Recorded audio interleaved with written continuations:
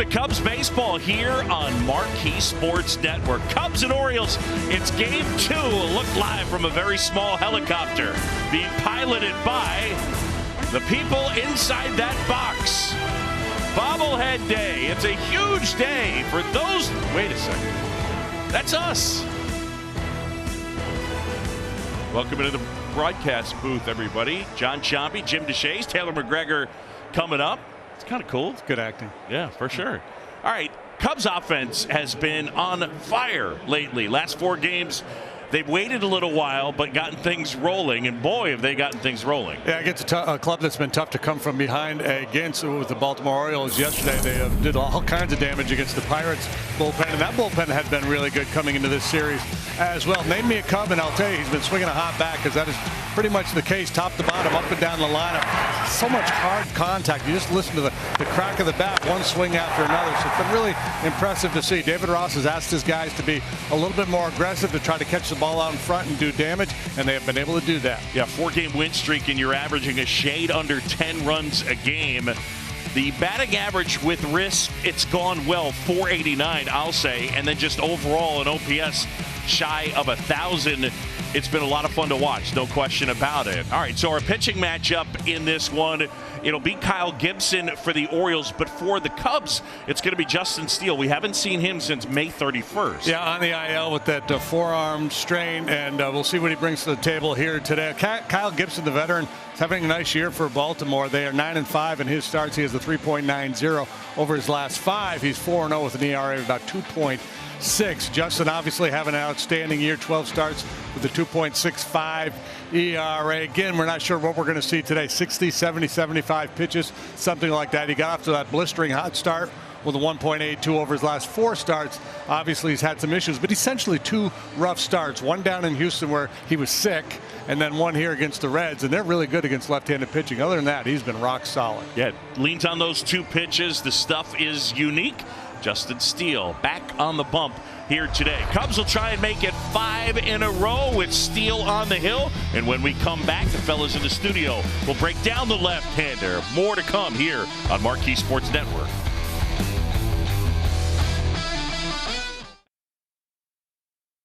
And he does. 3-2 in there. Career strikeout for Marcus Stroman. You know, he looked very mindful of what he was doing out there. Drew Smiley cruising.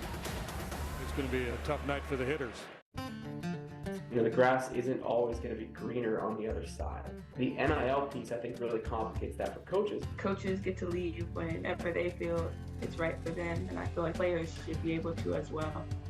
How do we look at baseball? It has now opened up to where the whole world is going to be watching Major League Baseball, because there's going to be representation from the whole world in Major League Baseball. Thanks for having me in, Doug. Glad to be in session. Back once again, it is almost first pitch. The bobbleheads, they will take care of those duties, Boog and JD, in just a little bit. And they're going to call a win, hopefully, for this man right here, Justin Steele.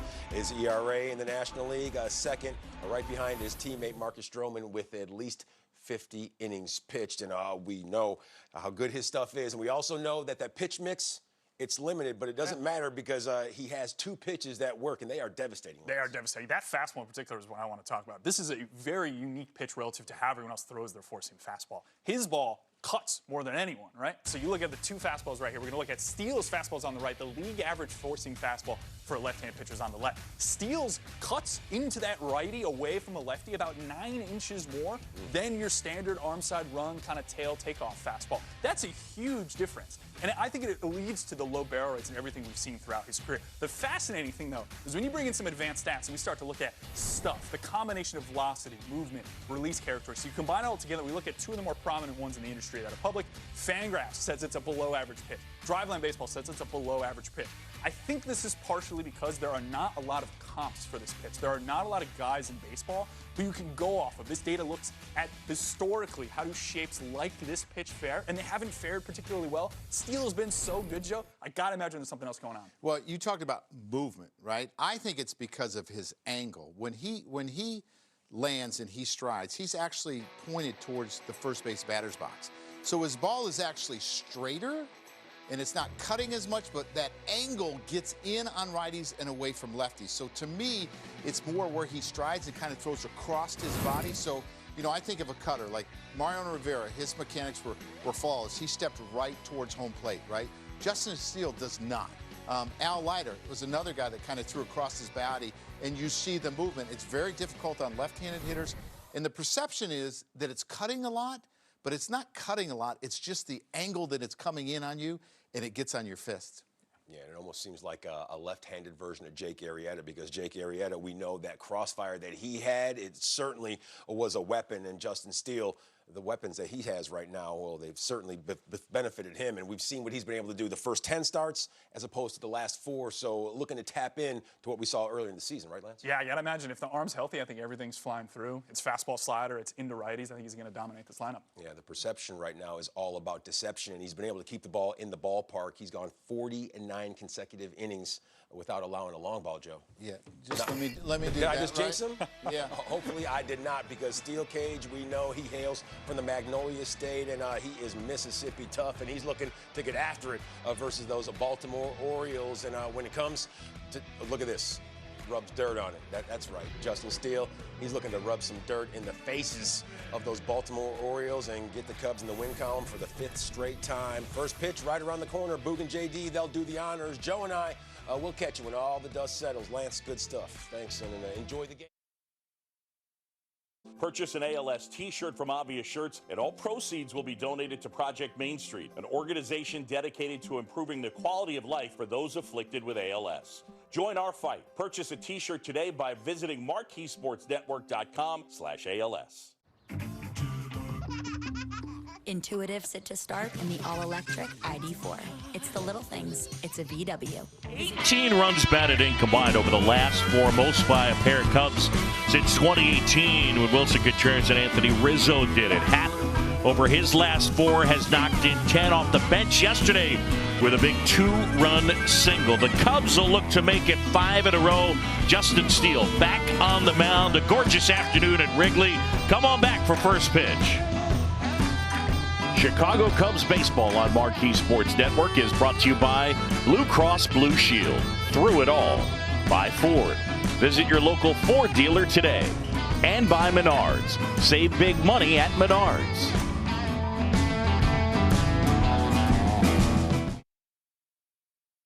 Dealer nearest you at buyhyundai.com. By Advocate Healthcare.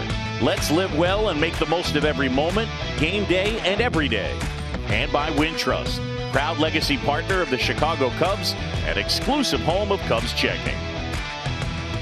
Could not ask for better weather. Justin Steele back on the mound, and a great look at Wrigley. Orioles and Cubs coming up. Boog Sciambi and Jim Deshaies, in time to send it downstairs. The lady in red, here's T-Mac. The country boy fastball. Boog back in action with Justin Steele reinstated off the 15-day IL here today. The expectation for him, probably no more than about 75 pitches, but he's healthy and feeling good. The corresponding move to him being activated, Patrick Wisdom has been placed on the 10-day IL with a right wrist strain. This is something that David Ross said he started dealing with a couple of weeks ago, re-aggravated it last night. So they're placing him on the IL. They feel like there's some things they could do to fully heal him up before he returns and tries to get things going. So there's your move on this Saturday. This crowd is incredible. Yeah, no doubt. Orioles fans, JD, making some noise during the national anthem, as they are known to do. They let out a loud "oh" yeah, the anthem. The "oh say can you see" part. Believe it. Yeah, a lot of orange here in the ballpark today. Yep. Sellout expected. Big high energy crowd. Should be a great day at the ballpark. All right, let's meet the Orioles. Their lineup brought to you by UI Health. They are 4th in the American League in runs per game. A little different look with Hayes leading off and Rutschman hitting second. He's the DH. Santander is in the 3rd spot. Then Henderson, Urias, Hicks, McCann, Mateo, and Ortiz. And country fastball, as T-Mac mentioned, on the hill. Country fastball, huh? I like it. Starting pitcher for the Cubs is brought to you by Budweiser. This Bud's for you. We'll take a look at country fastball. It's fastball, slider, and then occasionally a curveball or changeup, but basically a 2-pitch mix, and he makes it work, doesn't he? 68 innings, a 2.65 ERA for the lefty. Cubs defensively brought to you by Blue Cross Blue Shield.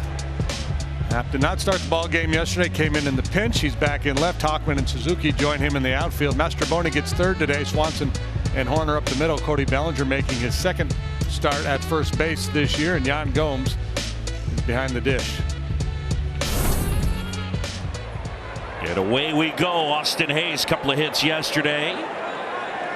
And his season off to a good start. And the first offering is tapped foul. We are underway.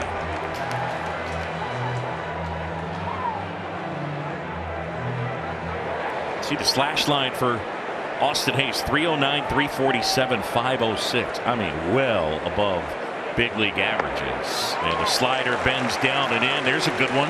Yeah, Joe Girardi asked in the pregame show what to look for from Steele to make sure he was healthy. And the depth of the slider, sharpness of the slider, a key, and that was a dandy. Austin Hayes with the 9th highest on-base plus slugging in the American League.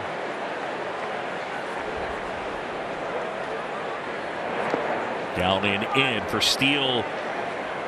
He works so well against the righties, and obviously going glove side going into the righties is really crucial. His natural movement on the fastball is in, and then the slider with similar movement, obviously. Check swing up and away, did not go. And then sometimes he misses arm side, and it has that carry. Yeah, and the key to, and he rarely makes mistakes with the fastball in the middle of the strike zone, right? The miss is kind of out there, up away with a little riding action or hard in. He's had a couple games, you know, but I think it's the slider more than the fastball that's hurt him. Outside corner, got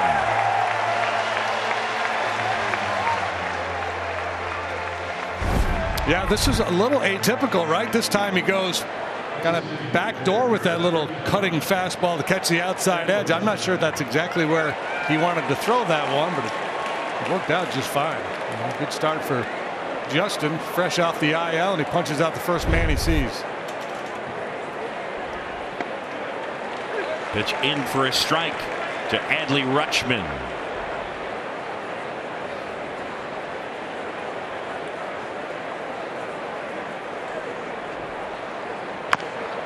Little tapper towards third. Mastroboni will let that roll. Takes a left turn and kicks foul. Wisely done by Miles Mastroboni, who gets the start at third base. It's a chopper. Yeah, well, kind of read spin, and then you also read the situation. If I glove this ball, I'm not going to have a play, so I might as well let it go.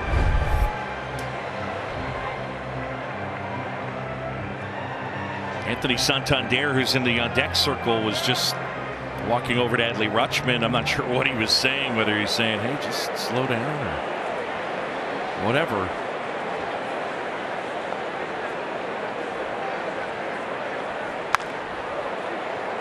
Rutschman, Joe Girardi pointed this out yesterday, and I mean, it's anecdotal, obviously, but it feels like he's one of those rare dudes.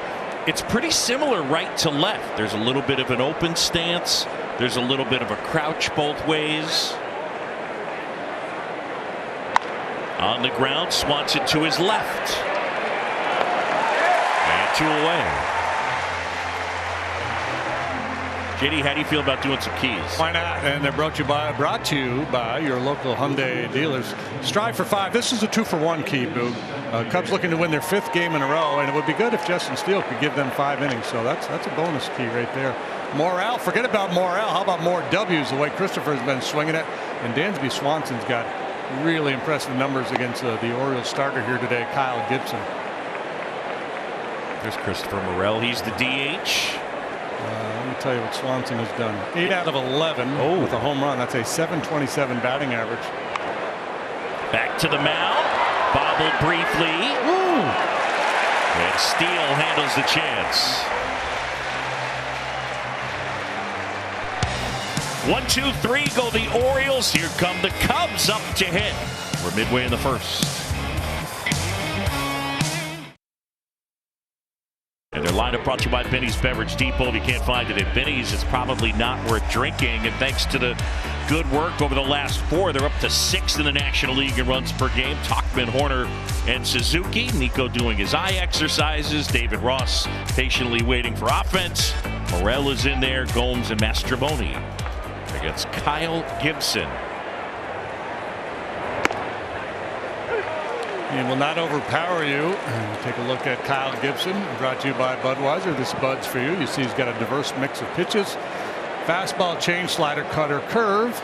3.90 ERA for the veteran right-hander in his 10th season in the big leagues. Lifetime 97 up, 94 down with a 4.49 earned run average. They'll throw it all up there. And the one thing you look at, he's got a strikeout rate of 16.9%. Major league average 22.7. Of 65 qualified starters, he ranks 60th in strikeout rate. So the ball should be in play a good amount. And for the most part in today's game, it's a hard way to survive normally. Yeah, the strikeout rules, right? And hard to be, unless you're an extreme ground ball pitcher or you hardly ever walk anybody. Tauchman fouls it off. I mean, Stroman is a great example of this. Yes, he's been at or near the top in ground ball rate in the majors this year. JD, he also has been at or near the top in terms of his career high strikeout rate. And when you do both, it just makes it really challenging, right? Because then the thing you're going towards is, how do you score today normally? Slug. Well, the ball on the ground and a lot of strikeouts doesn't leave a lot of room for slug usually.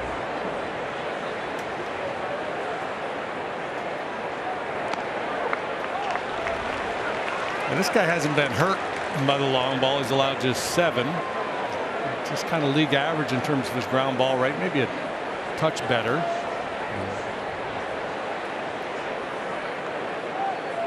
Comes the 7th pitch of the at-bat.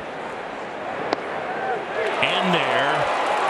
And Tauchman did not like the call from CB Buckner. Well, let's take another look at it. It looked like it caught the inside corner. Appeared to be high enough. Yeah, CB got that one right.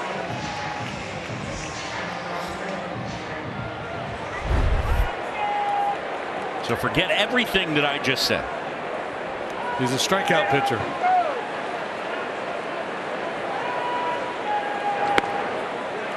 It's in there to Nico, who's at 285.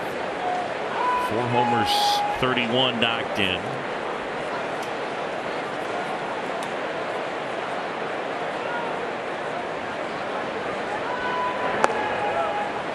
Would you say Nico Horner has put together pretty close to the type of season that you expected? Yeah. Yeah, he's one of those guys that ever since he got to the big leagues, you knew he had the bat to ball skills. You figured he was going to be a high average hitter. Plus defender. He's swiped 16 bases in 18 tries. I mean, there's a lot to like about Nico Horner's game.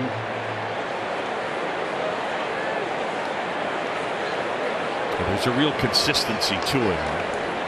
He's got good process in terms of pregame. Gibson has struck out the first 2. I think I'm going to be quiet for this next at bat. How's that sound, JD? That strikeout rate is now up over 17%, Boog. The Orioles defensively are brought to you by Ford. They got the A's in the outfield, Austin, Aaron, and Anthony. Henderson's at third. Mateo really go get him at short. Ortiz is excellent defender as well. Urias won a Gold Glove at third base last year. And the veteran James McCann is behind the plate.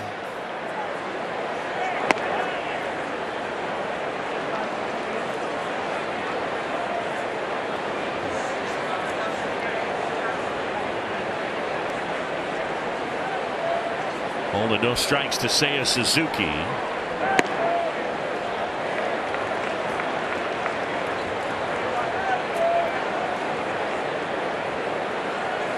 Cubs and Orioles just getting going here at Wrigley.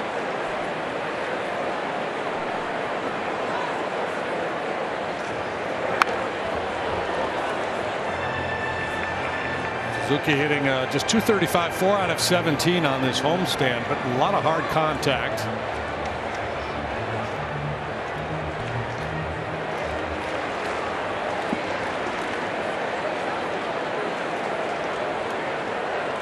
It's a 2-1.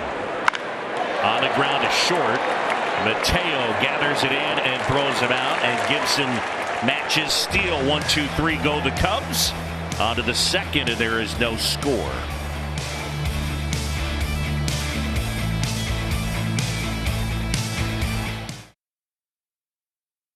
Pub at the Horse and Guardsman on Thursday, June 22nd for the official Cubs London Pep Rally. Ron, Pat, and Zach will be live on 670 The Score, so don't miss out. CB got clipped. We'll have a pint with the fellas and talk ball. You know, I can see Pat and Coombe doing a little karaoke. Zach, do they do karaoke at the pubs in London? I'm sure they do. Lasutto will get it going. CB Buckner take that on the fly? He did. Well, he took it somehow. I don't know if it was a direct hit or a little deflection.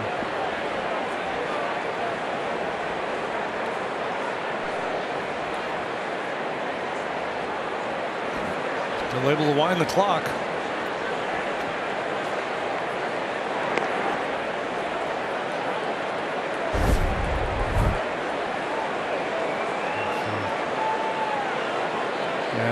Jan got a little bit of it, but Smarts. And there for a strike. CB looks like he's going to be wide here today. Perhaps to both sides of the plate. Could be. Might be a good day for the pitchers. See the rest of the crew, May, Nelson, and Hanahan. On the corner. You can tell Gunnar Henderson not a huge fan of that call. Overall numbers on this kid just 21. Second round pick in 2019.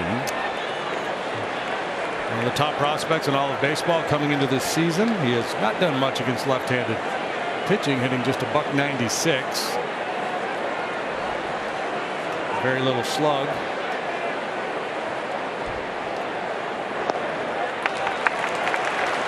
And Henderson will take his base.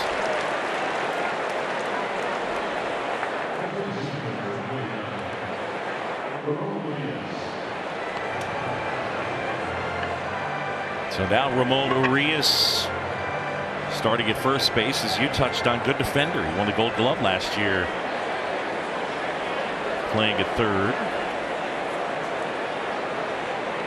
Henderson at first, 4 steals. Dribbler. That's the Henderson, is a big, strong kid, but he's a plus runner as well. He's got all the tools, so you got to keep an eye on him. Steele's quick to home. He's tough to run against. Holmes has done a nice job neutralizing the running game from behind home plate this year.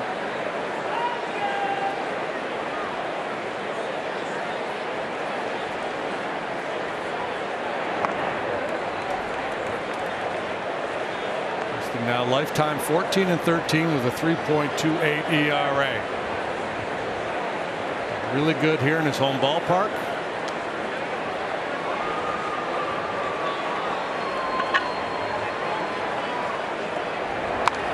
Was that a thing for you, aside from the park effect? I mean, you pitched your most career games in the Astrodome, and that played as a pitcher's park. Yeah, especially me. I was a fly ball pitcher, so it was a really good fit for me. You know, the turf hit you, hurt you. The ball on the ground on the turf was an issue, but I was a fly ball pitcher and well suited for that environment.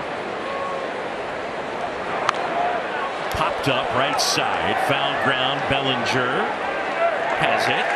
Mentally, was it ever a thing? So take the Astrodome out of it, because but where you were just like, I like it here. Yeah, you get used to it, right? I mean, you just to figure over the course of the season, you're making 30-plus starts, and about half of them, you know, it's going to be odd years where for whatever reason you make a lot more at home or on the road, but essentially about half of them are in one ballpark, and the other half are scattered around all the ballparks around the league. So there's a comfort factor. You're used to the background. You're used to the bullpen warming up. All those things make it much more comfortable. The analogy for me would be like a golf course that you play all the time, you get comfortable on, and you're going to play better there than you will somewhere else, presumably. You should. Yeah, absolutely. I think, again, there's something mental about it as well, that it kind of can feed itself. It's home, yeah. You're comfortable in the clubhouse, the environs, how everything looks. Swing and a miss from Aaron Hicks, and it's 1-2. Aaron Hicks released by the Yankees May 26th. The Orioles signed him May 30th. He swung the bat well with Baltimore. He still has 2 more years. The Yankees are paying him the rest of this year, and then 2 more years, a total of a little over $20 million. Swing and a miss. So Steele registers his second strikeout. Not a good hack here by Aaron Hicks at all. And there it is. There's that darting fastball again. If he hits it, he's probably going to pull it foul.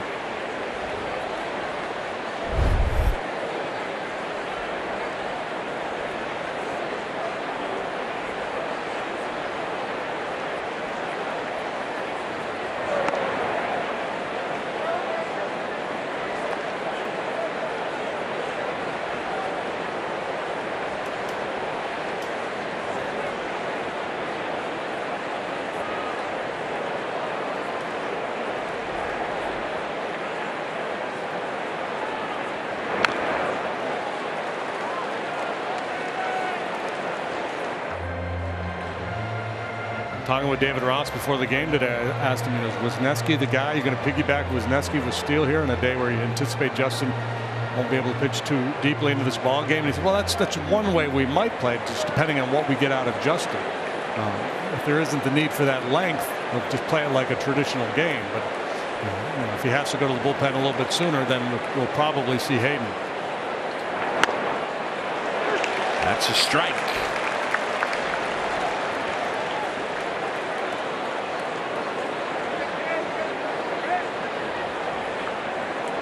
Justin Steele today making start number 13. That cut ride fastball, as they call it.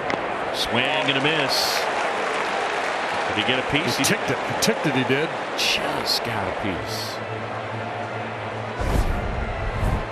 Steele has managed to get to 2 strikes on 6 of the 7 batters he has faced so far. McCann just stays alive, just off the bottom of the barrel and just out of the mitt of Yan Gomes.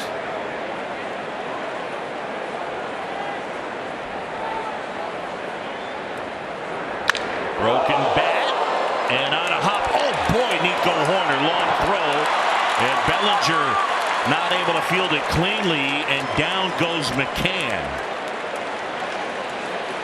Nico kind of had to wind up, and the throw was off target.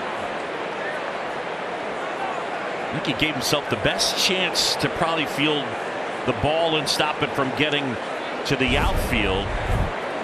Well, and the only reason he tries to make this play is because McCann does not have speed, so he figures I got a shot here. And really ugly the way McCann went into first base. Hopefully he's okay. Great glove work here by Nico, but it'll be an infield hit, and then Nico will be charged with a throwing error. Allowed the lead runner to move to third base. Oh yeah, he went in hard to the bag with that front foot.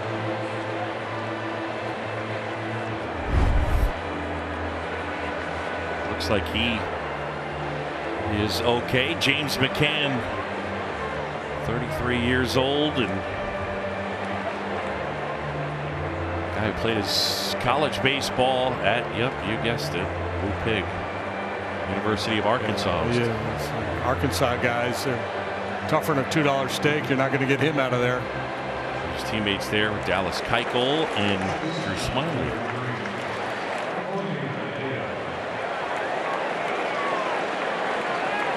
Taylor McGregor downstairs is bursting at the seams. 2 down, and here is Mateo on the ground. Swanson to Horner, and Steele pitches around the error. We'll go to the bottom of the second. No score.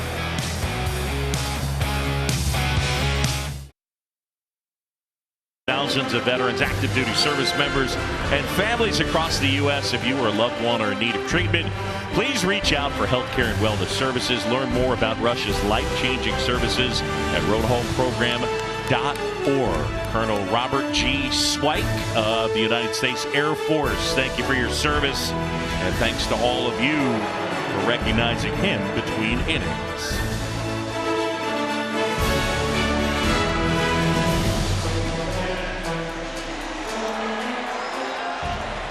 Gorgeous day here at Wrigley. Yeah, pretty close to a full house. Where would you rather be? Believe it. I mean, if you were among the first 10,000 early arriving fans. You know. Hey, they were lined up early, bro. I know. Let's make it about me. Speaking of making it about me. Let's send it downstairs. Here's Taylor. Wow. So, speaking of fans getting here early, it really felt like the bleachers especially were much more packed this early in the game. And when Hayden Wisniewski walked up the steps here, he audibly said, wow, when he looked at the crowd. And so players noticed it when they were coming up to get ready for the game.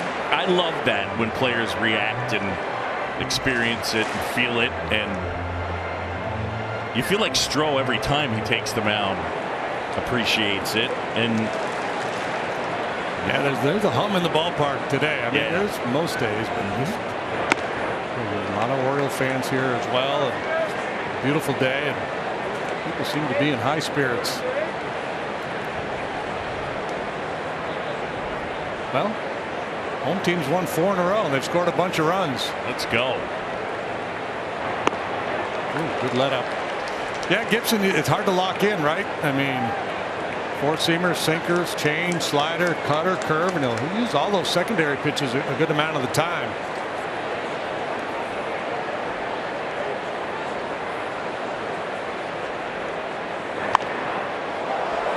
Top foul out of play.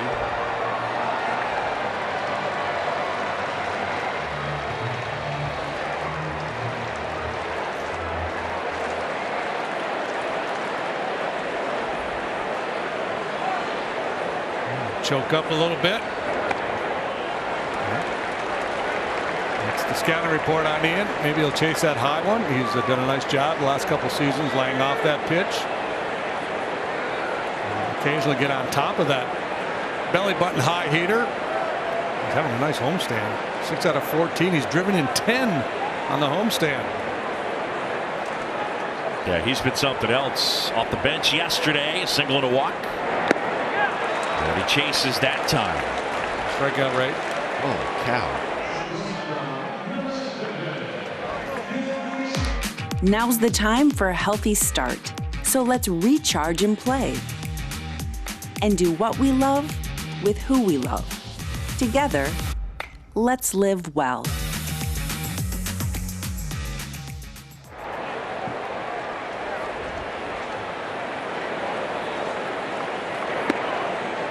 Pitch in for a strike to Dansby Swanson. Swanson with a homer yesterday. Dansby's hit 7 of them.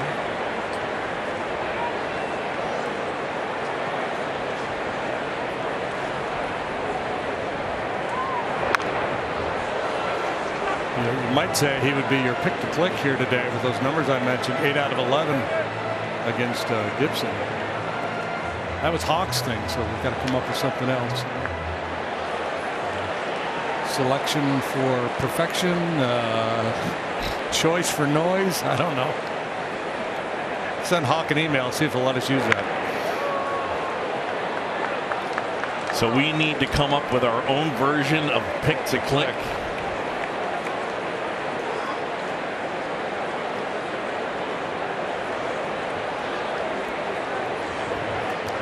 The other guy's Gomes. Gomes has got great numbers against him as well.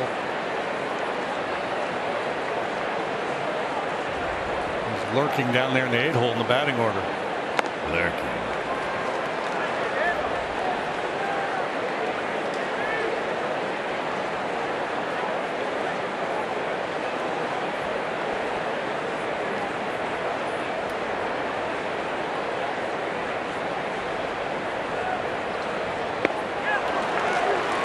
Gibson strikes out Dansby Swanson. I don't even.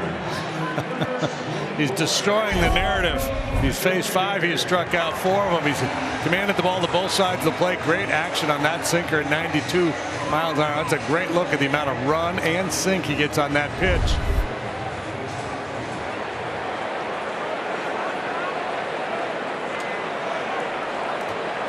Mentioned he's been on a good roll here lately, Gibson. 4-0 with a 261 in his last 5 starts. And again, doesn't overpower you, but he will change speeds and kind of toss it all up there. Got some pitchability, doesn't he? Knows what he's doing out there.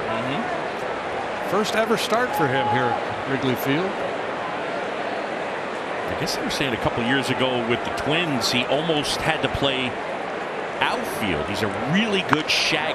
Joe Girardi was talking about it. A bunch of the Twins ended up with heat stroke, and he almost had to come in. Odorizzi ended up pinch hitting late in that game. As Bellinger flies out, Gibson sharp so far, 6 up, 6 down.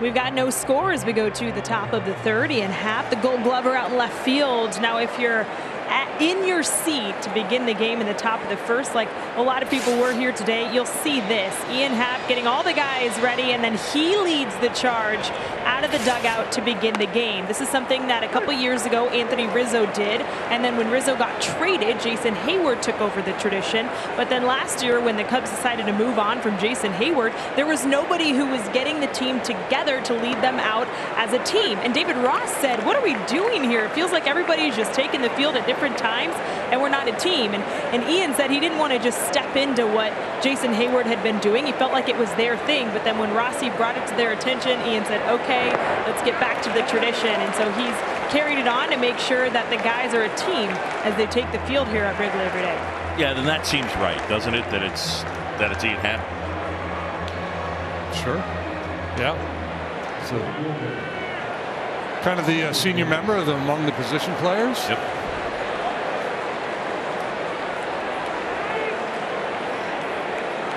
Does every team do that? Does every team kind of have a guy that leads them out? Or got a guy. Seems like. I don't think every team does.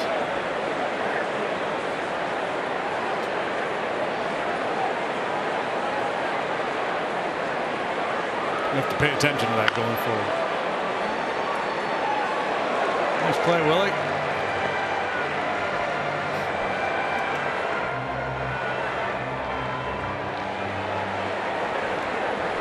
Somebody saying something. 0-2 on Austin Hayes, who struck out looking his first time.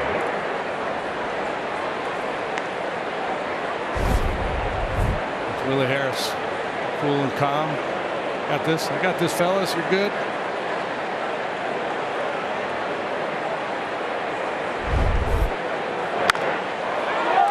Pretty well struck right field, but Suzuki is there, and Seiya makes the catch.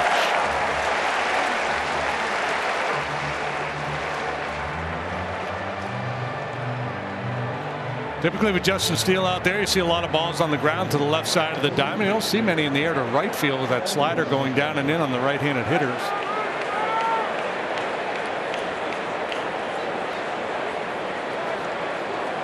His 2.65 ERA entering play today, second best in the National League among pitchers with at least 60 innings worked. Number 1 on that list is Marcus Stroman, of course. Quite the 1-2 punch at the top of the Cubs rotation. And there's been Steele, Smiley, and Stroman. Those 3 guys, the consistency has been quite impressive. Bellinger there. He'll take it himself. Belly steps on the bag, and 1, 2, 3 go the Orioles. Justin Steele has looked good so far. We're midway in the 3rd, 0-0.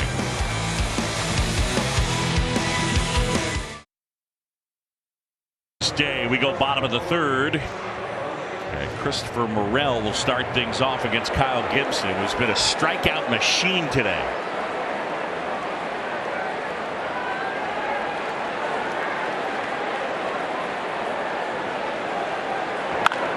On the ground is short. Mateo gobbles it up and throws him out.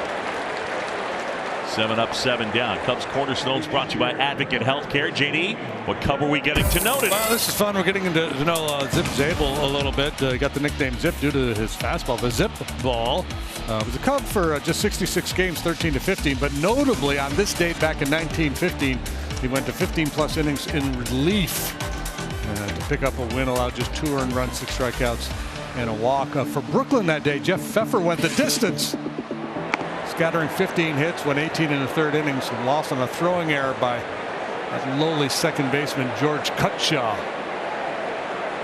You know, they didn't talk for days after that. It's a different game back then, folks. And men were men, and they pitched 18 innings out of the bullpen.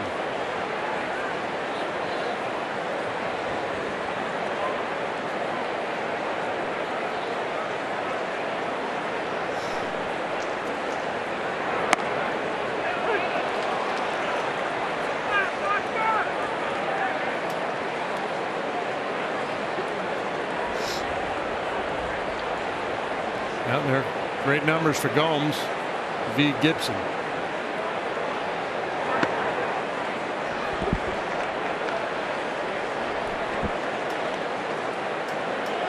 JD, I like your sneakers. Yeah, I like yours too. Gibson ready. Here's a 2-2. And that one gets away. Long throw, and Gomes beats it out. So a strikeout. But on the wild pitch, Gomes is safe. Cubs have not been able to do anything offensively. Maybe they'll make something out of this start here. Ball in the dirt. McCann not able to block it, keep it in front of him. And striking out, able to reach base.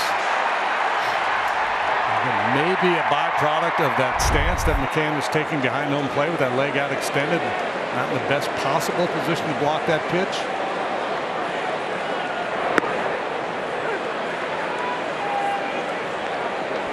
In for a strike to Miles Mastrobuoni.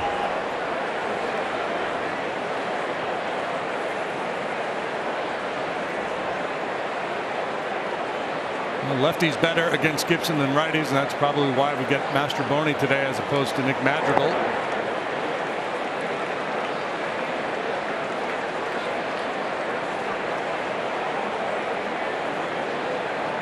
Left-handed batters hitting .289, .350 on base, .470 slug against this right-hander. Tap back to the mound. Gibson goes to second, gets rid of it quickly. Mastrobuoni runs well, safe at first.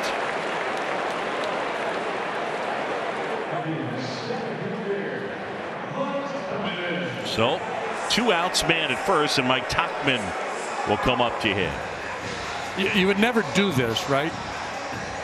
But there's a case to be made. Get Mastrobuoni at first, let Gomes be the runner at second base, because Mastrobuoni might steal second on you. Now it's a losing proposition. You sacrificed a slow guy for a fast guy. That, of course, if Miles swipes it back. Again, let me say, I prefaced all this by saying you would never do that. Yes. No, I get you.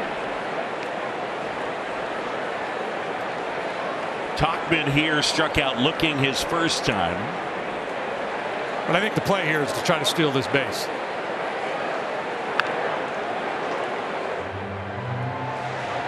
And if you're a base stealer, you like the fact that you got Mike Tauchman in the box, because as the patient hitter takes pitches, he's going to give you a chance to swipe that bag.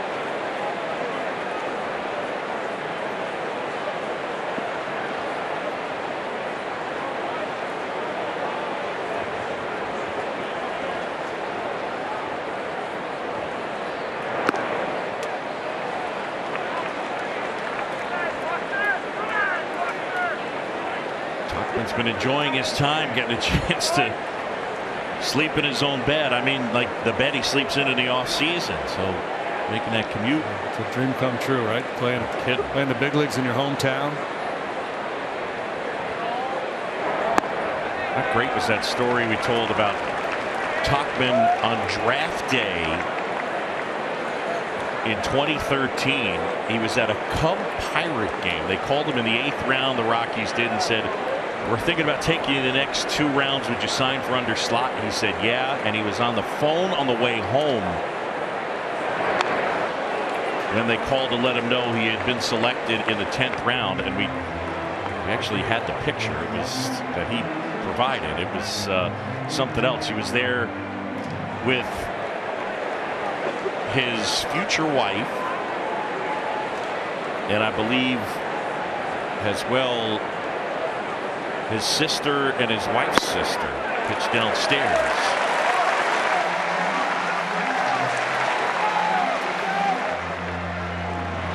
Well, there you go. Mastrobuoni didn't steal the bag, but he gets the scoring position because of the good work yet again by Mike Tauchman.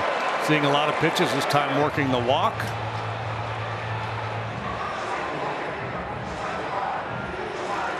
Yeah, that's kind of cool. I mean, that's one of those things. No matter how long you play in the big leagues, that draft is when the guys talk about the highlights of their careers. That's always among the top. Mike Tauchman seen 13 pitches and 2 at bats. And then you get the uber aggressive Nico coming in behind him, ready to jump on that first offering.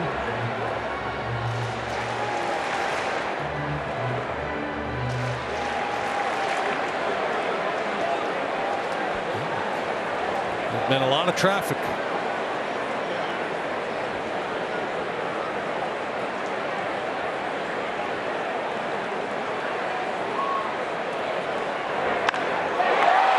Towards left center. That one finds space. It'll touch down and bang up against the bottom of the basket. Mastrobuoni and Tauchman on his heels. It's a 2-run double for Nico, and the Cubs have the lead.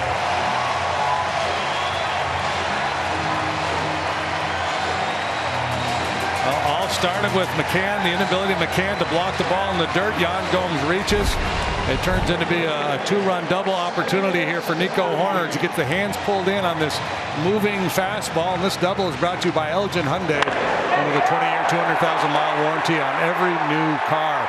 They've been working him away, tried to beat him with a fastball in, and Nico was wise to it.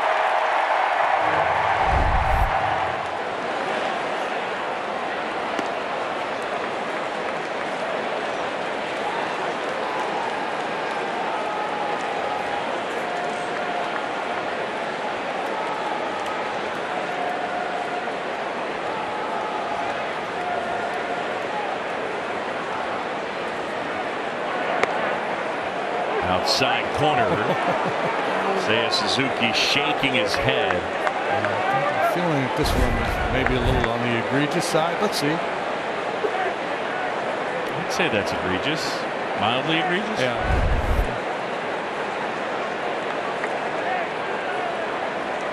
There's a 1-1. Well, that's the thing, too. When you have an on-plate umpire who's willing to call those pitches off the plate, as a pitcher catcher, you have to remember that and try to exploit it.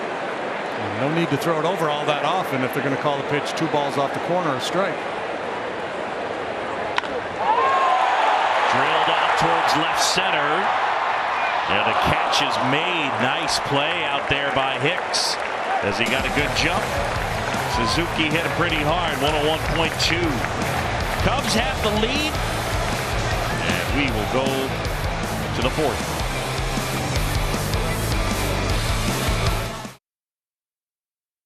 If the ball stays on the mound, Cubs season ticket holder Paul Quilea will win $2,000 in the Tasty Trade jackpot, and it did. Congrats to Paul for winning tonight's edition of Mound Ball, presented by Tasty Trade. Way to go, Paul. Yes, sir. That little cutie. Mound Ball, presented by Tasty Trade. Stocks, options, futures, crypto. Those are great sunglasses she's got on. Yeah. Styling. Totally.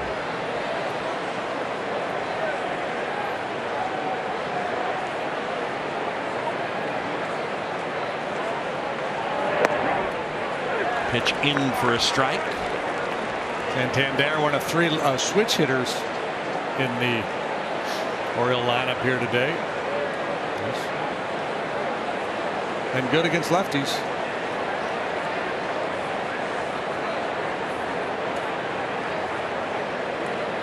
Get a guy who was originally signed by Cleveland in the Orioles Rule 5 deal.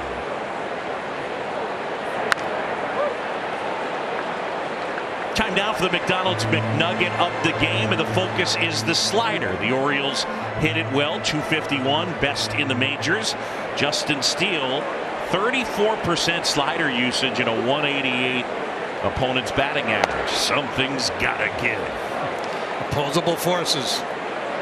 Now, he added the slider right before the 21 season, and since then, 158 against that slider and 110 strikeouts. It's been a really good pitch. Oh, boy. Oh, boy. I mean, Young goes is ready to throw it down to third. Yeah, Justin's doing the walk-off. David Ross barking from the third base dugout. And for the most part, CB's been big here today. That's kind of middle. Swing and a miss. Now he can throw it to third. And strikeout number 3. I think that was a slider.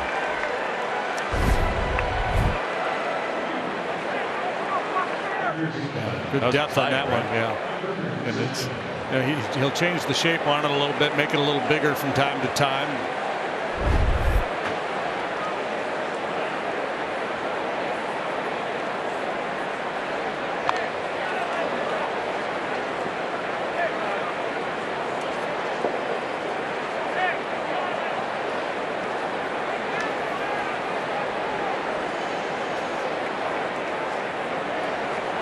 Where are we at pitch-wise? 48 pitches now. So, yeah, this good shape here to get through 5 this afternoon unless things go sideways. Line drive, and that's a base hit into right field for Gunnar Henderson.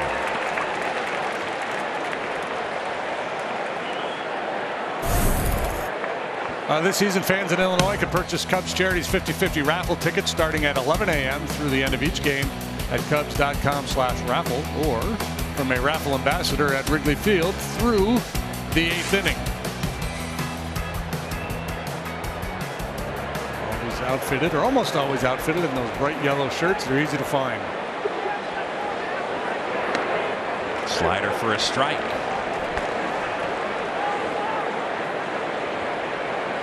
Ramon Urias popped out foul to Cody Bellinger his first time. Orioles got him off of waivers from the Cardinals in 2020. Popped up, Nico, sunglasses on the edge of the grass.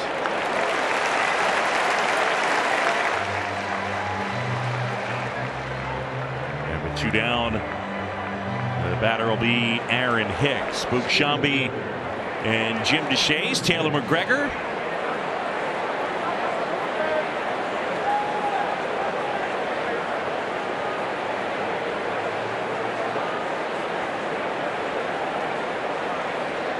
This has historically been Aaron Hicks' stronger side, the right side. I touched on it yesterday when he made his strides with the Yankees. It was the improvement on the left side.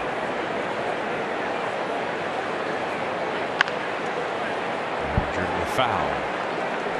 Just out of the reach of Willie Harris. Is that Fabian down there? I see a lot of Fabian these days. Oh. That is Fabian. Yeah, it is. Good. All right. Yeah, maybe he's doing weekends only. Well, when you're in the spotlight, it's tough, man. You just he'll only work if there's a really big crowd. Yeah. Check swing and a ball in the dirt. Appeal to first, didn't go. That's Ben May. But Hicks is the kind of pickup the Orioles have to make, right? They don't spend a lot of money. They have the second lowest payroll in the game. Despite that, they're doing all this winning. We talk about the Orioles potentially adding at the trade deadline. The question becomes, well, how much salary are they willing to take on? They're getting it done with a lot of young guys who aren't making a bunch of money. Fair ball inside the bag down the line. Happ collects it off the sidewall. Wisely throws it into second and keeps Hicks at first. So well done by the Gold Glover. They're at the corners now.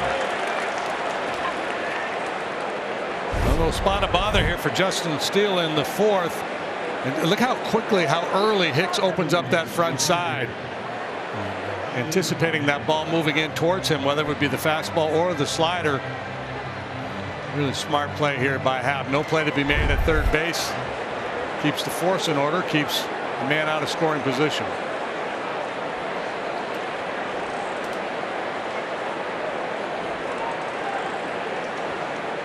So James McCann now, who found his way aboard on an infield single his first time. On the ground, Swanson will take it himself, steps on the bag, inning over. Justin Steele gets out of the jam. Cubs lead it. It's 2-0. We're midway in the fourth.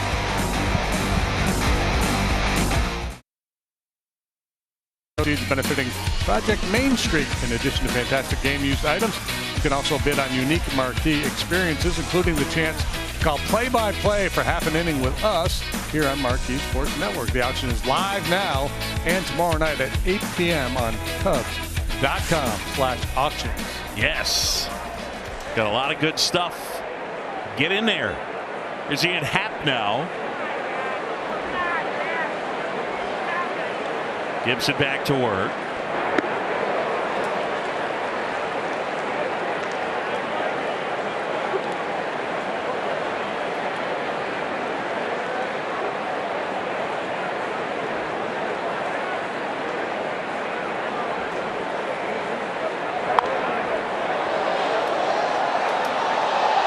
Yes, nice play. Young man in a Chris Bryant jersey down there, leaving his feet. Wow. Tremendous work.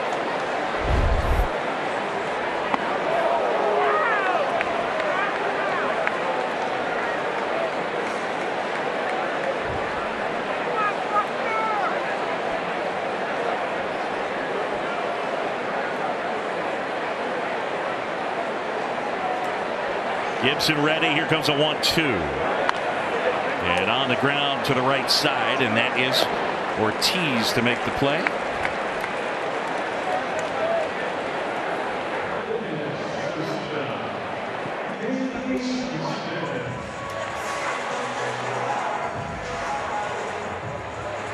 Cubs leading 2-0. We're in the bottom of the fourth. The return of Justin Steele. I know we're watching the offense, but what have your thoughts been on Steele so far? Yeah, he looks good, right? The same. Yeah. No indications that that forearm is bothering him. Stuff looks the same. Results similar to what we've seen from him just about every time he's gone out.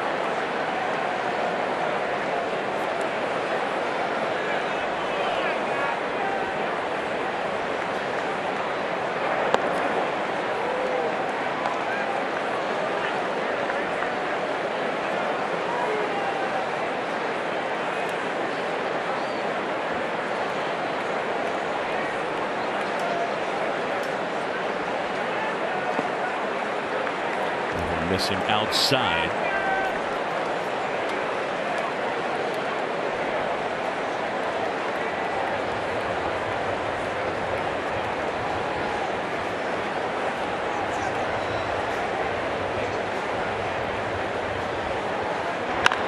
Drilled left field. That's a base hit. So Swanson with a 1-out single.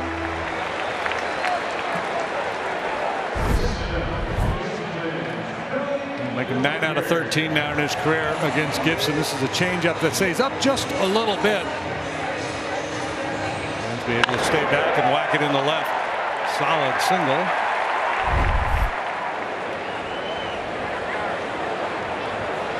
It's the second hit for the Cubs today. They've been coming by the dozens here lately. Yeah.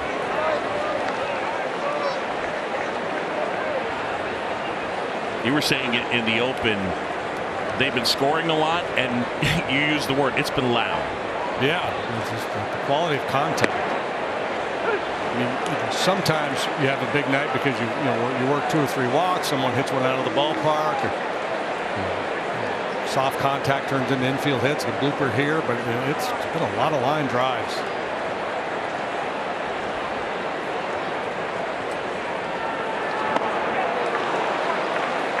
Ellinger an uncomfortable swing and a strikeout. He struck out 6 so far. think the other night against the Pirates, maybe the finale of that series, Cubs hit 15 balls over 95 miles per hour. That's what StatCast uses to identify a hard hit ball. I would not be surprised to find out that would be among the most in a single game this year. Yeah. And again, we talk a ton about hard hit balls 95 and above. This year, when you hit the ball 95 and above, your batting average is 500. So if you're able to stay in the process of just hit it hard, the results will follow.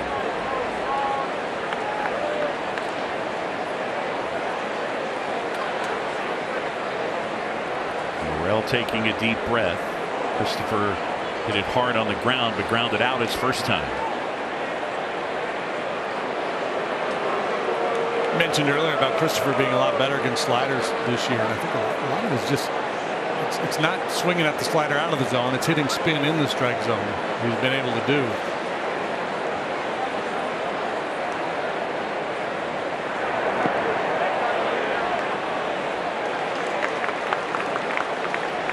Three hits in each of the last two games for Christopher. Long ball yesterday. I mean long.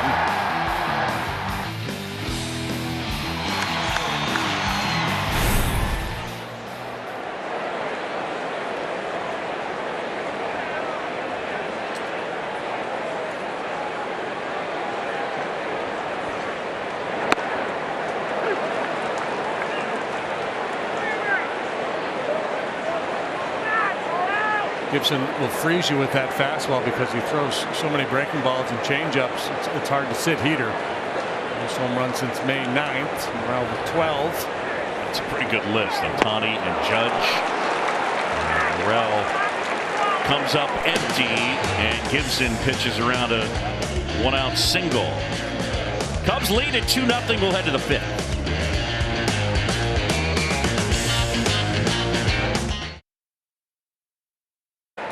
Justin Steele delivers inside.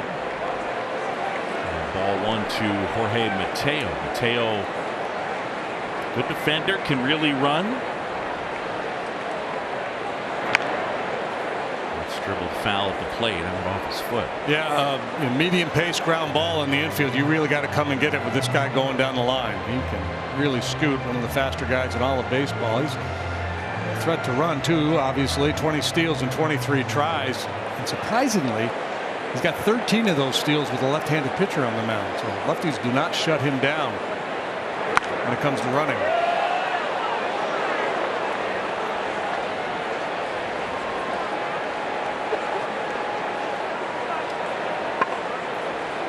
And he's got some pop too, Boog. He's strong. No doubt. I mean, look, this is a good lineup. It's got some length to it. They're fourth in the American League in runs per game. Scoring has not been an issue for them.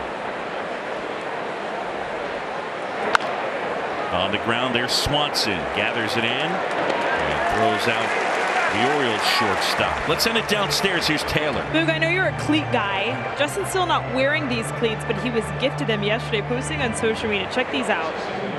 Son Bo, born last July, so the name Bo, and then a painting of him and Bo, and then on the other side the Saints. We know Justin's a diehard Saints fan, and the state of Mississippi emblem. Didn't get to talk to Justin today. We don't talk to starters in the day they pitch, but do you think he wears those, or those are the ones you just save and hold? Because those are pretty cool. I hope he ends up wearing them because those are pretty awesome. I got to meet Bo yesterday. We're on our way out. He was walking in with Dad for a little crawfish boil.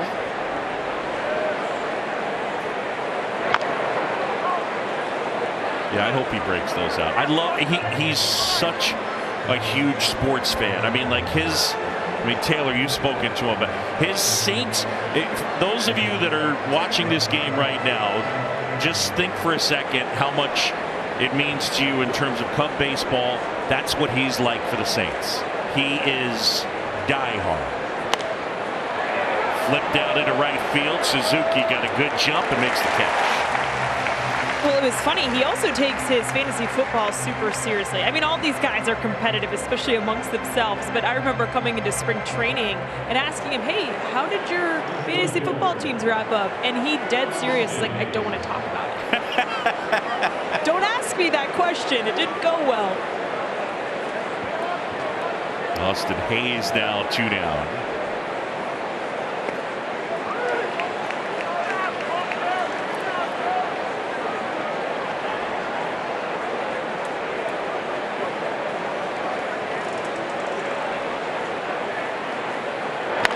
On the ground through that giant hole on the right side. And a 2-out single for Austin Hayes.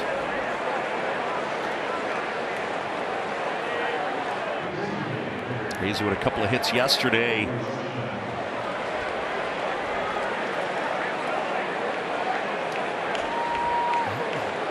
Just needs one more out here to qualify for a win, and we could talk to her blue in her face about wins, pitcher wins, and how significant they are or aren't. And they aren't in terms of evaluating a pitcher, but from a pitcher's standpoint, you love to get that W next to your name. This will probably be his last inning of work. Yeah, I would say. And there's no point to doing another up-down for 5 pitches or 8 pitches or whatever. They were targeting 70, 75, something like that. I mean, how to be on the bat phone to the bullpen. Richmond fouls one off as that one was in tight, but I don't know, JD. I mean, Joe's asking in the pregame about what will you see that will tell you that he's okay. I mean, my first thought, you see him moving that arm around now, but the fact that he's starting today, right? I mean, they would play this as conservative as possible. They have one of the better young starters going. These guys already had Tommy John surgery, but they wouldn't mess with it. Yeah, if there's any doubt at all, right? You'll just keep him on the IL for another few days. But obviously, his work in preparation for the start was good.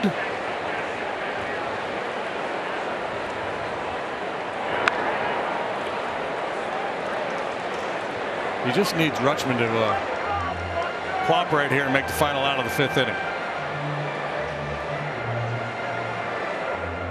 Michael Fulmer is stretching in the bullpen, and now Tommy Hotovy back to the phone, maybe saying, hey, let's speed up the process a little bit here.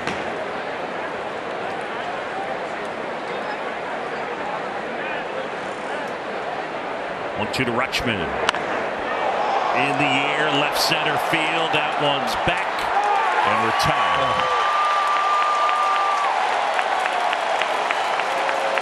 Adley Rutschman is 10th of the year, and it's 2-2.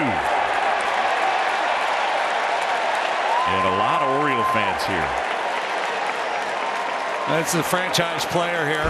Catcher, switch hitter, good from both sides of the plate. Outstanding when he's behind the plate. He's DHing today. And he's able to get some lift on the Steele slider and hit it into the bleachers to tie this ball game. Tough break for Steele.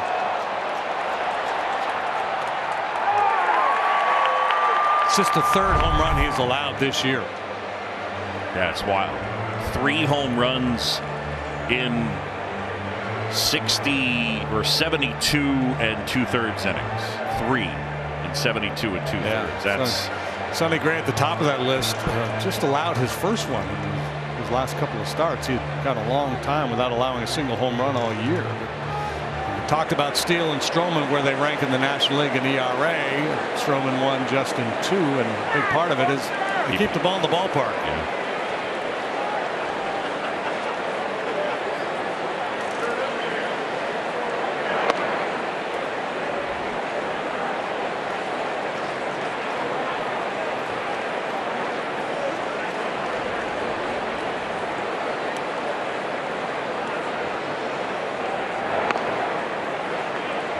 Two. The lefty Anthony Kay, and he's out there with Michael Fulmer. Kay getting hot. Fly ball playable to right for Suzuki, and that'll end the inning. But Rutschman hits the homer, and Steele finishes on a down note. We're midway in the fifth, and we're tied at 2.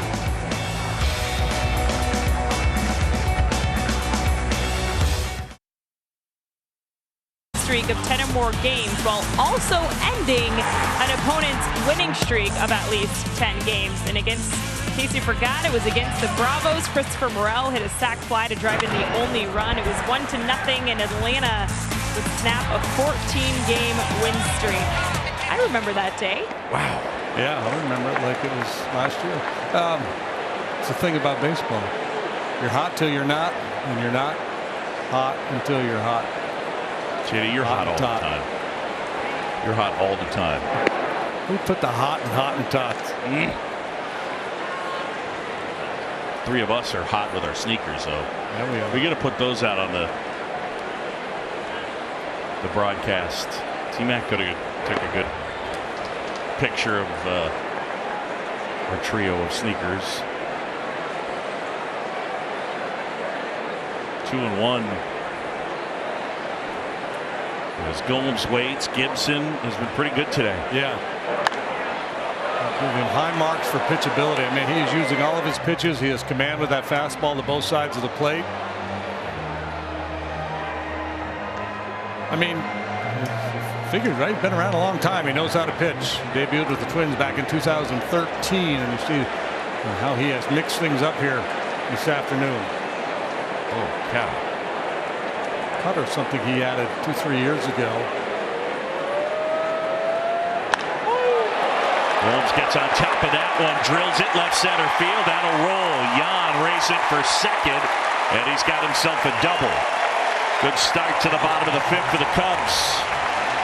We highlighted 2 guys early on who have been good against Kyle Gibson. One was Swanson. He's got a knock. The other one, Gomes. He's 1 for 2 now. You talk about getting on top of a high fastball. You almost never see that with so many, so much uppercut in the game with a modern swing. Rarely do you see a guy level off a fastball that high. Gomes has seen a lot of Gibson. 14 for 34 against him now in his career.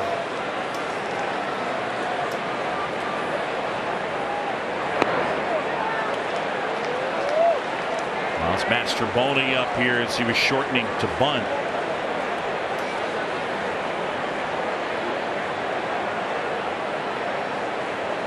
Fulmer and Kay down in the bullpen, and Julian Merriweather now up getting loose. Cubs chance to grab this lead here in the home fifth. Bunted towards third. It's a good one. Gibson up with it. And so now the go-ahead run 90 feet away with 1 out. Yeah, interesting playing a little small ball here this early in the game, but I think that speaks to how good the high leverage guys are at the back end of the Orioles bullpen. David Ross really wants to make sure he, is able to get a lead here and keep those guys out of the game if possible. There's a potential play there at third base. Sometimes pitchers just aren't comfortable making that throw, so he went ahead and got the sure out.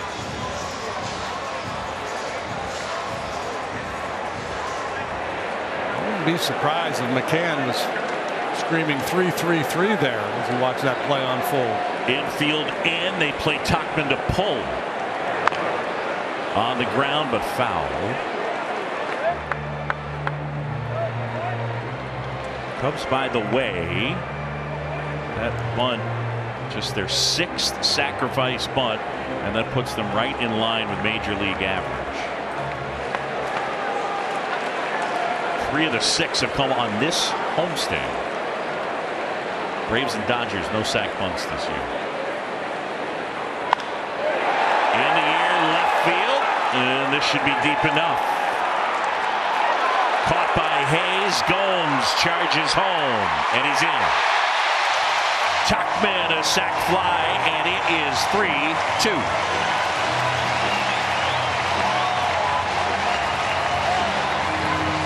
Old school baseball right there. Lead off double, sacrifice him over, sacrifice him home.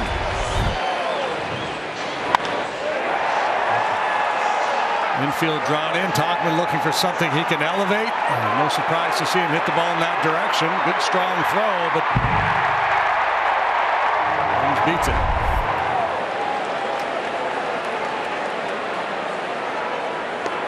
Dodgers lead the majors in sac flies going into today. Are you wondering? I wasn't, but thanks for the information anyway. It's good intel. Really appreciate your honesty. I feel like our relationship is in a good place when you can just gently tell me, nope, not interested. Don't care.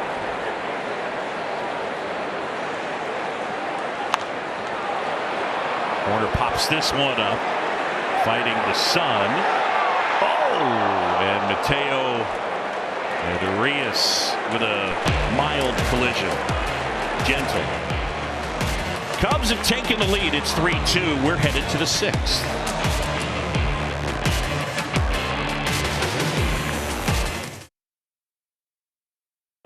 Official vehicle of the Chicago Cubs. By UI Health. Changing medicine for good. And by Michelob Ultra. And we're back. Picture perfect day. That's right. And Julian Merriweather on the mound. Pitching changes brought to you by Lakeside Bank. Lakeside Bank, it's about time. Here's Jerry. He's been nearly picture perfect here for an extended period of time. He's got that ERA down to 3.38. He is not allowed to run in his last 10 outings, covering 9 2/3 innings. In those 9 2/3, he has struck out 17 batters, allowed only 6 hits. So with that run in the bottom of the 5th, Justin Steele is in position to be a winning pitcher here this afternoon. Situation when as a starter, if you're out after 5 and you've got a 1-run lead, you're not really banking on the W, but the bullpen has been pretty darn good here lately. Look at that slider. You look at the Cubs bullpen, and from a stuff standpoint, this is the guy that can come in and just overwhelm, right?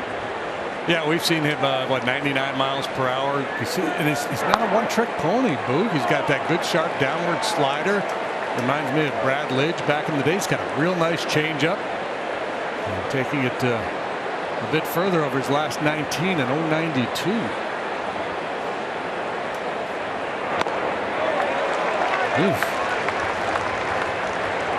Henderson, then Arias, and then Hicks in the Orioles 6. Cubs led 2-0. Orioles tied it, and the Cubs on a Tachman sac fly lead at 3-2.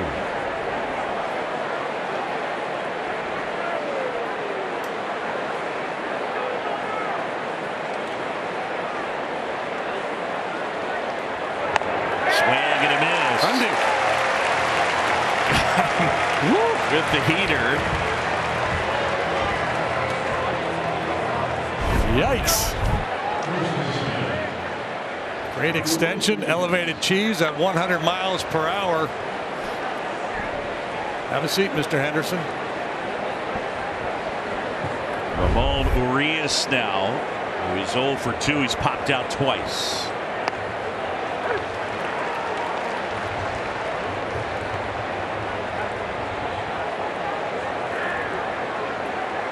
This guy, a waiver claim from the Blue Jays. The Blue Jays must have a lot of good arms.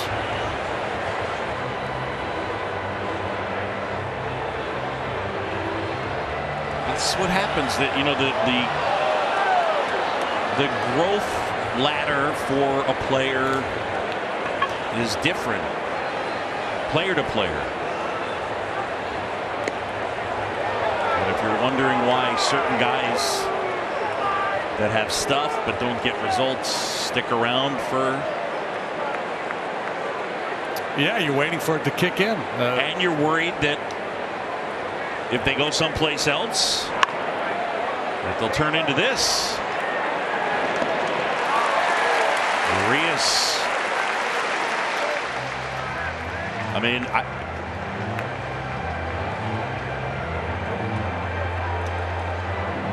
can say Dylan Maples out loud, right? Yeah. I mean, that's who Dylan was. I mean, you dream on this stuff, and you hoped, and you gave him opportunities. It just didn't pan out. And yeah, you're hesitant to give up on an arm like that, fearful that he's going to figure it out somewhere else, and you're going to have egg on your face. What's the derivation of egg on your face, do you think, as a phrase? I think it goes back to Renaissance time when it was fairly common for the court jester and people of that ilk to juggle eggs, and if they missed one, it landed on their face. Wow, is that a good answer?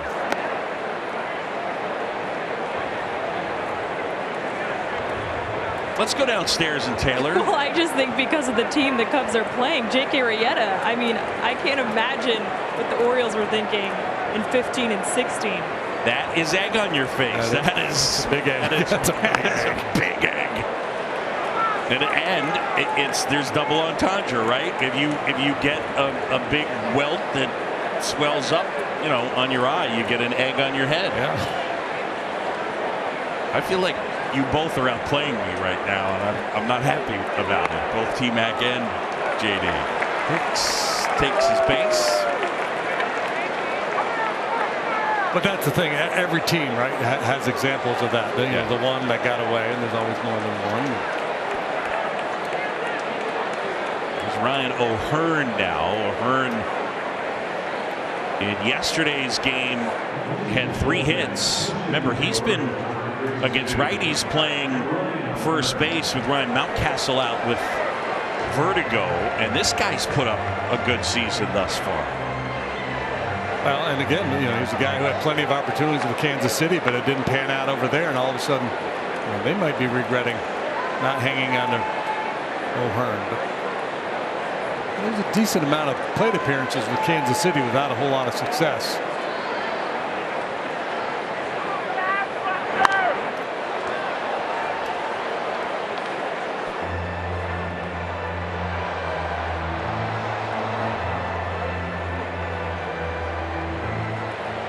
Sometimes you just get into a roster crunch. You can only have so many guys. Well, 40 actually on your 40-man roster. And as young players develop and start to come up and have to be protected, some guys are going to have to be exposed to waivers.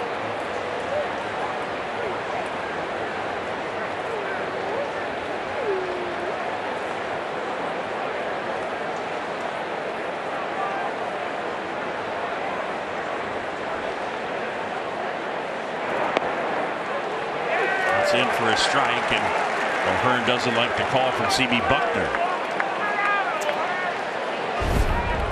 Well, it's an 82-mile-an-hour changeup from a guy with a 100-mile-an-hour heater, and it does miss down and away. That's laced into left field. O'Hearn kind of blocks it the other way. A walk and now a single. So the pinch hitter reaches. 106.4 off the bat. So 2 aboard and 2 outs. And here comes Jorge Mateo. That's pretty impressive by O'Hearn right there. The bat call goes against him on the changeup, and then he's able to shoot that 99 the other way. You have your beef with the umpire, then you have to clear your head and stay in the at bat. And this is center cut, and he didn't hit a great spot, but again, it's 99 miles per hour after that changeup at 82.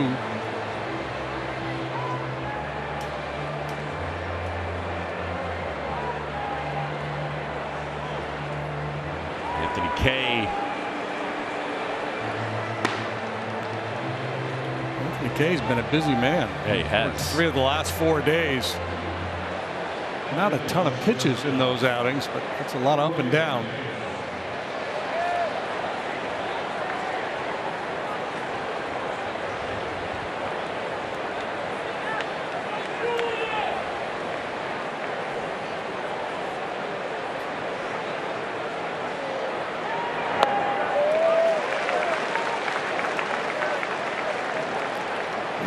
Merriweather's one of those guys that you could ask opposing hitters what his best pitch is. You might get 3 different answers. Yeah. Even though he can throw 100 miles per hour, at times that slider is just devastating, as is the changeup. Swing and a miss.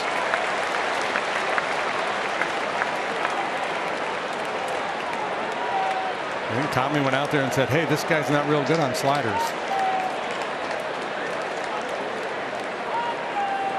0-2 with 2 aboard. Cubs up a run.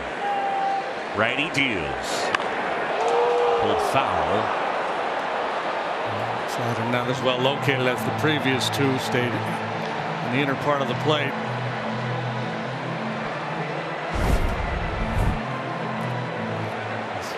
Tried to overthrow it a little bit. Sometimes after you've shown a guy a couple, you think you have to make the perfect pitch. Muscle up a little bit, come out of your mechanics. Skied left field. Hap coming on. Ian makes the catch. So Merriweather pitches out of the jam. Gorgeous day to take in some ball on Gallagher way. How are you, everybody? The news is good. Cubs lead 3-2, middle of the 6th.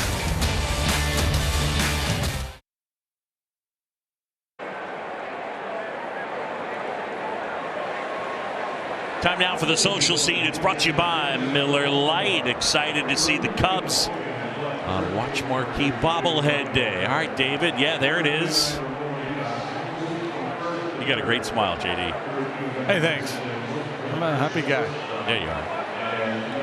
Despite my defiant arms folded. God, yeah. Stance. Cross arm, bad energy. I look like a menace. What do you got, T-Mac? Well, sold separately, you can get a little T-Mac add-on. You got to get that made. Yeah, you have to pay for that. It's not for free. You got.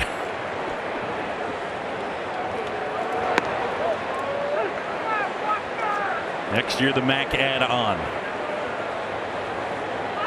All right, they made some changes. Arias across the diamond to third. O'Hearn stays in at first, and Henderson bumps to his left and takes over for Mateo. And Rutschman is catching, and they give up the DH. Interesting.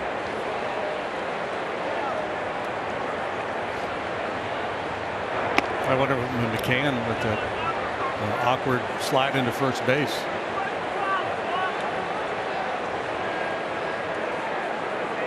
Oh, O'Hearn hit from McCann. Check that. Would have been a good point otherwise.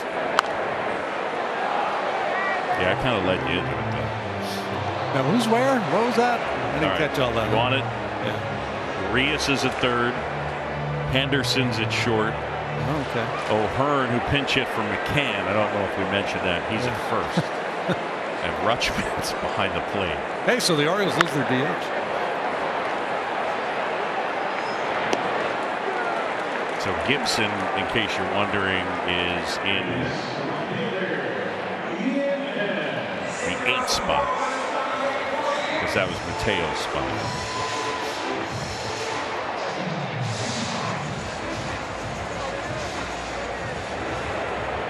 Here are the changes, as we mentioned. Henderson, who is a shortstop by trade. Arias, Gold Glover at third last year. Hat left field, that one towards the corner, and the catch is made by Hayes.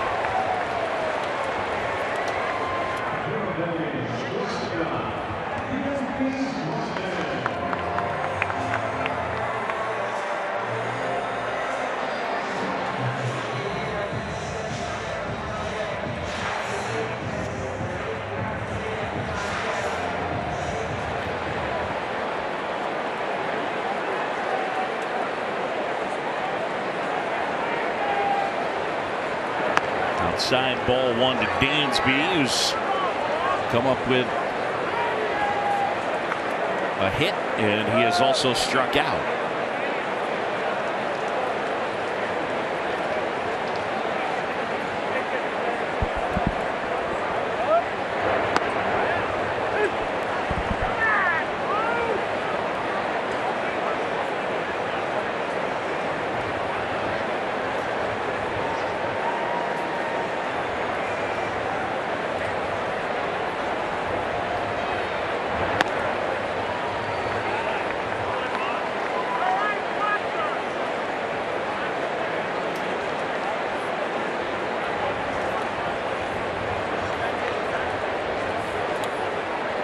Here comes the 2-1.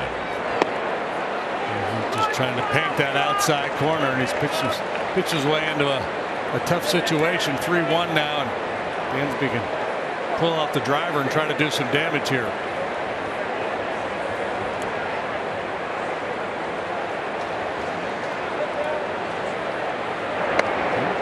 Challenge.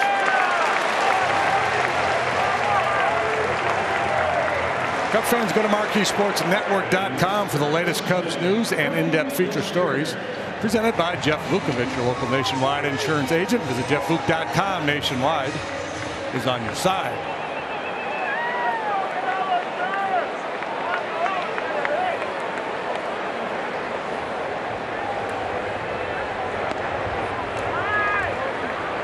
Gibson's been efficient today, and he's been good. Bellinger 0 for 2. Time called, and Rutschman out to the mound. The pitch count climbing.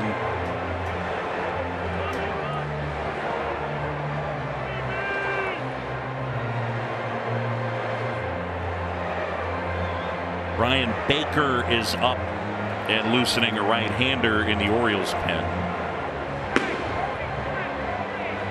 As mentioned.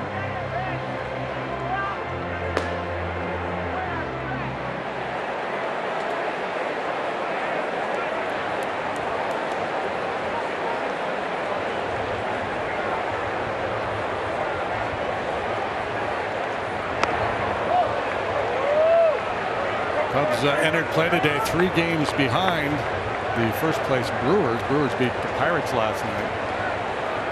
Kind of early to get all caught up in the standings, but it's kind of fun to look at.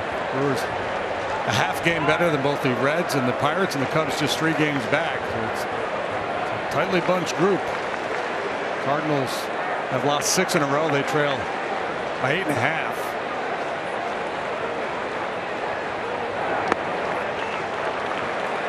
Cubs are one of only 2 teams outside of the NL West to have a positive run differential in the National League. It's wild. Cubs and the Braves. Everybody else, aside from the teams in the West, have given up more runs than they've scored. Cubs into today in 4th place, plus 11. O'Hearn, nice play. Bellinger hit at 95.4, but the first baseman on the backhand handles it. And the Cubs' opportunity is stymied. On to the 7th, 3-2.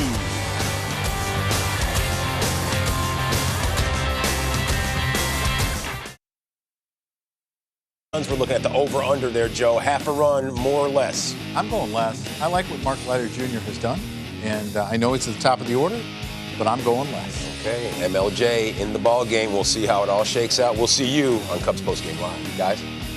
Fellas, look forward to it.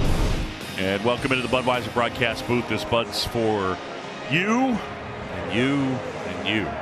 Hey, everybody. All right. We're going to sing the 7th inning stretch coming up. Yeah, we are. We're going to sing the heck out of it. Yes, we are. Should we do it like a kind of an echo thing? Alternate lines? No. Like you could go 1 and I'll go 1 and you go 2. No. So I have a real question. Mac, you going to jump in? No, absolutely not. I texted her and I was like, "Hey, do you want to come up and sing?" Nope. Yeah, I'm good. I do have a question. I mean, be honest. Did you stand in front of the mirror and practice? No. Did you practice at all? No. Really? What do you mean practice? I mean, practice? We're talking practice? In 2021, when I did it by myself, I may have practiced a little bit. And it didn't go well.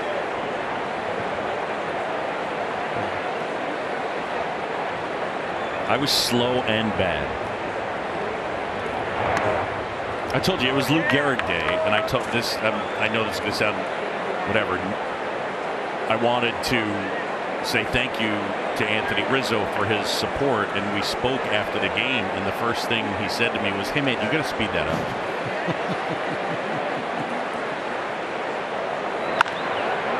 On the ground, backhand, Swanson long throw in time. We've got a new chunker in the ball game as the Cubs try to hold this one-run lead in the 7th inning. It's Mark Leiter Jr., and he's been up to the task all season long. 28 games, 27 2/3, and a 2.93 ERA. Look at that strikeout rate. 38.7% of the batters he has faced, he has struck out. That's well above league average. Up the middle, and that's a base hit. He's a pretty good player, this Austin Hayes. 2 hits yesterday and 2 more here today. Yeah, trying to go down and away, and a bad miss by Mark. It drifts over the inside part of the plate. Foot down in time. Picture perfect swing.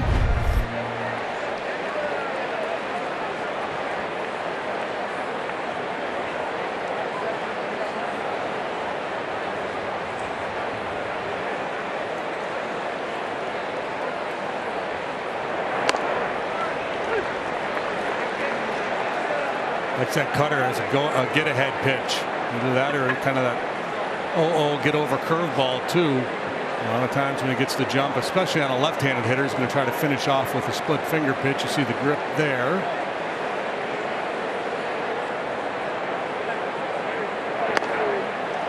The part that I think is at least a bit interesting is I think of the splitter as being such a chase pitch, and yeah, he mainly uses it that way, but he has thrown it for a strike.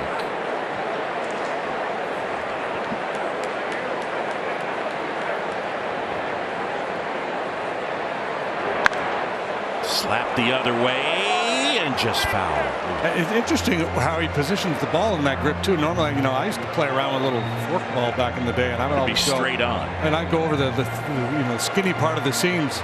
He does not. It's offset, right? Yeah. Isn't it? It's sort of twisted offset. It's not straight on in any way. If you look at the way he's got it, and he's got to wedge it in there each time. Some guys would practice by utilizing a softball, right? Yeah, I've heard tell.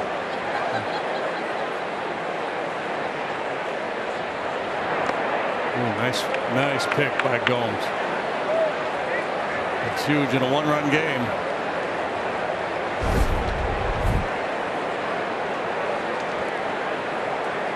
See the tumbling action on that split finger pitch, and not able to slide over and block it, but able to pick it, keep the tying run at first base.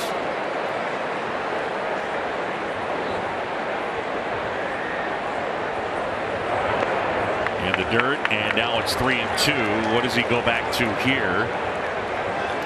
Well, normally I would say split. I don't know how comfortable he is with it right now. He's been off target with a couple of them. Sometimes the best time to make that adjustment is the very next pitch.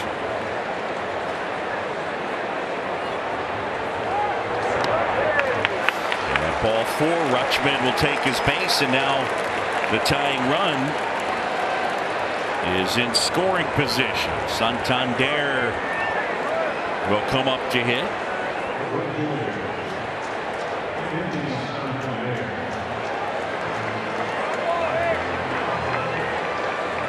David Ross looking on. Mark Leiter Jr. I mean, when you look over the course of the entire season, he's been their most consistent and best reliever. And he and Alzolay have been in the high leverage spots, and now at Merriweather.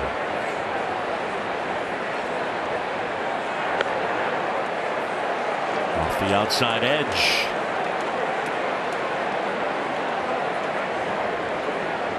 Santander 0 for 3. It's a tough group to match up against because of the switch hitters. And the fact that Rutschman is so good from both sides of the plate.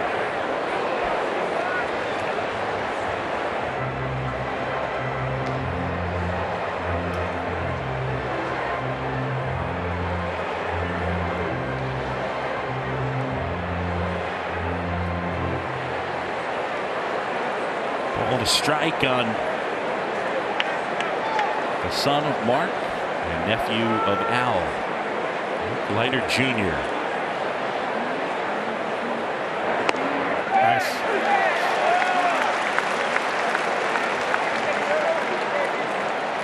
3-2 now. As Leiter with Hayes at second and Rushman at first. Cubs lead at 3-2. Top 7.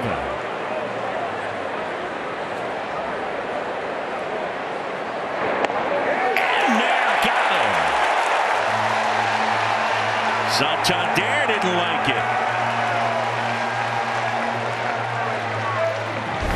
CB Buckner's been big. Yeah, normally it's with that fastball, but we saw that one changeup from Merriweather pretty much in the same spot that was called. This time the splitter drifts down and away off the outside corner, but yeah, umpire's going to give you, exploit it, take advantage. First one to Henderson.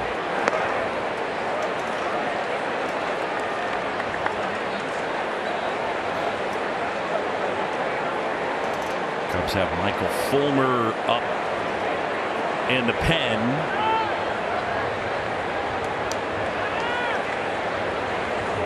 Leiter trying to get out of this spot. Swing and a miss. I mean, he has operated as a true reverse split guy, right? I mean, I've jokingly said from time to time he's been their lefty in the bullpen. Yeah, you know, Brandon Hughes on and off the IL 3 different times now. There's been a number of days where David Ross has not had a lefty out there to call on, and Leiter's been that guy. Outside corner. He's got the feel for it now.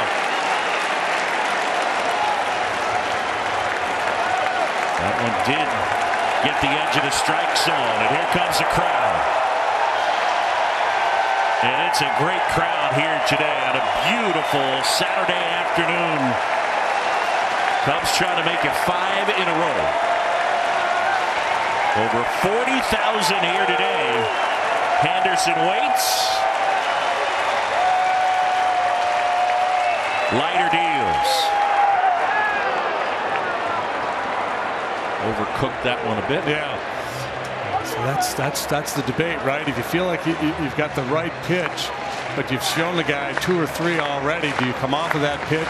Do you feel like maybe he's vulnerable if you can get a cutter in on the hands a little bit, or do you just stick to your number one, your bread and butter in a high leverage situation? 2-2. Here comes. On the ground, Horner flags it down, throws him out, and Leiter gets out of it. Mark Leiter Jr. does the job. And the Cubs keep it a 1-run game. Time for our 7th inning stretch, and it's brought to you by Budweiser. This Bud's for you. Conductors for Take Me Out to the Ball Game. Your Chicago Cubs television broadcasters, Boog and JD. All right, here we go, everybody. You ready? A 1, a 2, a 3. Take me out to the ball game. Take me out with the crowd. Buy me some peanuts and cracker jack. I don't care if I ever get back or it's root for the Cubbies. If they don't win, it's a shame.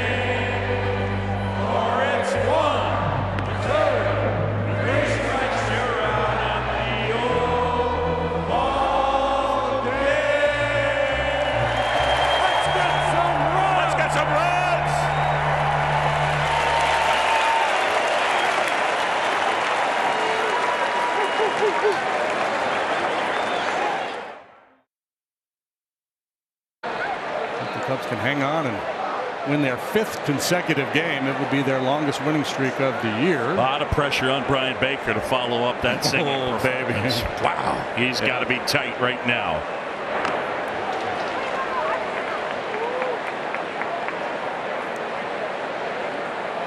Going 2 on Morel. Morel, Gomes, and then Mastroboni scheduled. Christopher 0 for 2 with a strikeout.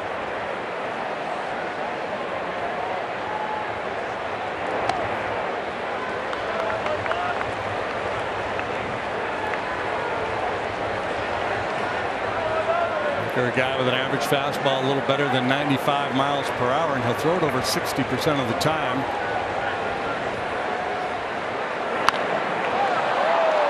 Lifted out towards left center. And Hicks makes the call and the grab. One of the things we saw in that Pirates series, the Pirates came in statistically with an excellent bullpen. By the time they left town, not so much. Well, the Orioles come to town with a really good bullpen, and at least yesterday, not so much. Hopefully more of the same and a little bit of, depending on where you're from, insurance. There's Brandon Hyde, fine skipper of the Baltimore Orioles. This is year number 5 for Brandon already. He was with the Cubs from 2014 through 2018. Was first base coach and bench coach, right? Yeah, a number of different roles. Just a really solid guy. Rossi told a funny story yesterday. I don't know if I relayed that on the air, if I was talking off air. But I guess it merits telling again because different people watch every day. And if you heard it yesterday, I'm sorry, but hang with them. Anyway, Rossi said he was in the dugout and he used to spend a lot of time talking to Brandon Hyde about the game. And in this one particular game, he thought J-Hay was too deep in the outfield. And he said, Hyder, J-Hay's too deep. You got to move him in. And Brandon didn't really react. And Rossi did it like 2 or 3 more times. And finally, Brandon just turned to him and goes, Rossi, he's a 5-time Gold Glove winner. What do you want me to do? He's like, I'm not going there. I'm going to trust him. Yeah.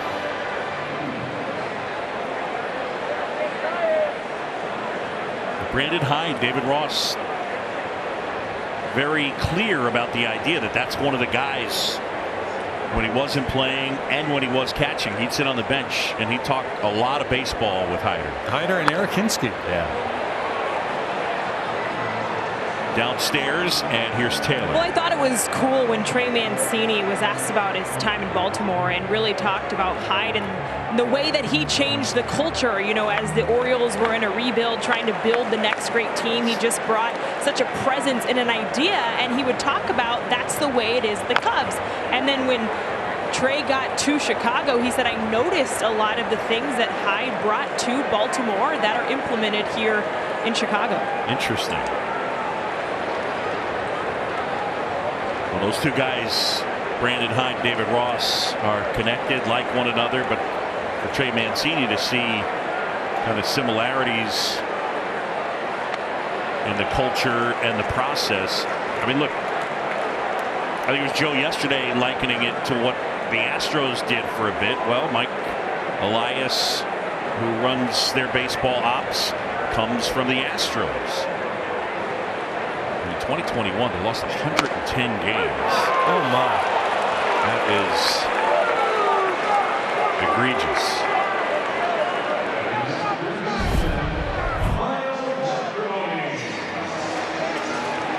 I mean, look how much Rutschman jerks this ball back to get it over the plate.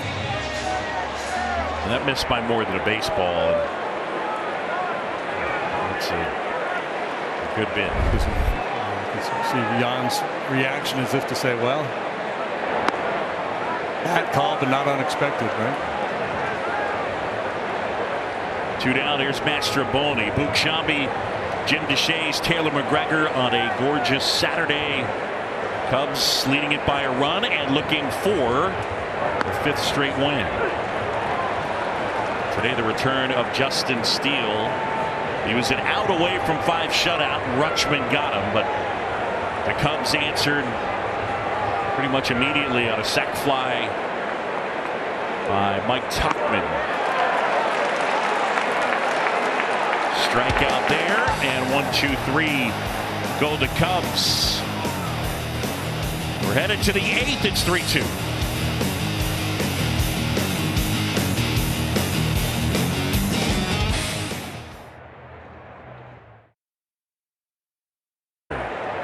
Get energized, everybody.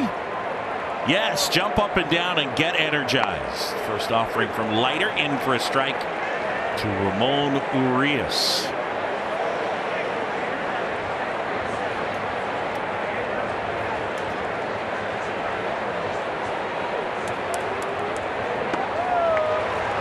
By the way, the pitcher spot is due up 4th in the inning. We haven't had to say that for a little while.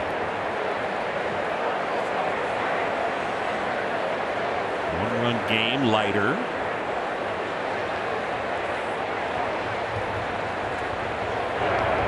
JD. Yes. Your wife and your daughters are all here today. Have you gotten a review? I got some. Well, we got good feedback when we were done. They were waving and seemed to be pleased with our effort. Okay. Getting some advice. Prior? Beforehand. Yeah, they seem to feel like the loudest ones are the best. Okay. Just be loud and energetic. So, we got all the words right, I think, for the most part. I think so. The best ones are the most loud and energetic. Yeah, just let it rip. That is just begging for T-Mac to sing it. On the ground to short. There's Swanson.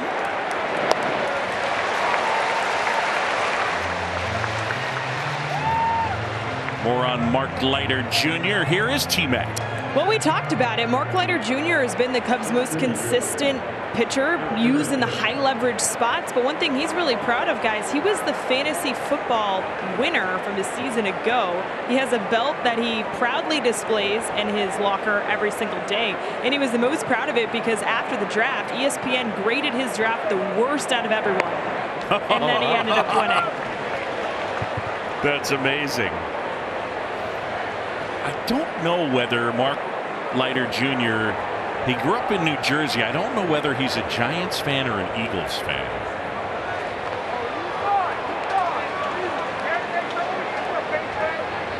He likes his football, though.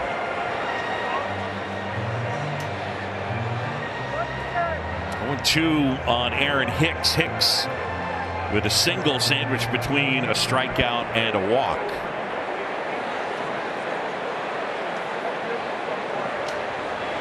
Cubs have Anthony Kay and Adbert Alzolay up.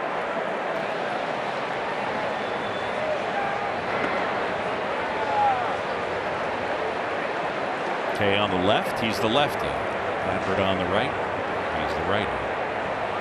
Chris Young observing and evaluating, judging in the middle.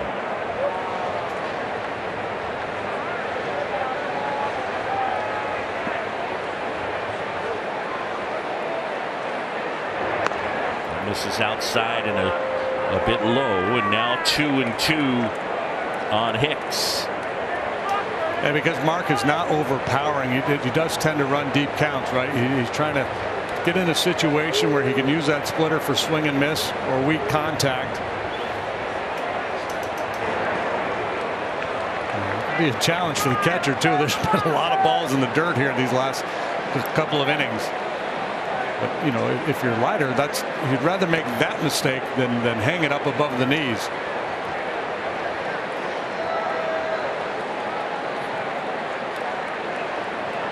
Last year, he debuted April 16th in Colorado. He got the start. He hadn't pitched since 2018 in the majors. Went too far, struck him out. And Leiter able to get Hicks. I mean, JD, I know we touch on it, but like that is a journey, man. Like the gap between pitches for him, as Hicks could not hold up. Yeah, it's a great story, right? Kind of this journeyman guy who's, you know, had some opportunities but not really able to establish himself in the big leagues, and all of a sudden he becomes, you know, a high leverage late inning guy. It's a really fun story. I'm curious to see how it all ends up for Mark. He's pitching this season at age 32. You know, the other thing with going into last year, he had opportunities to go pitch in Japan for guaranteed 7-figure money and decided not to do it. Even this year, he got taken off the four-man roster. That's what I mean. He's like, he's always having to prove himself.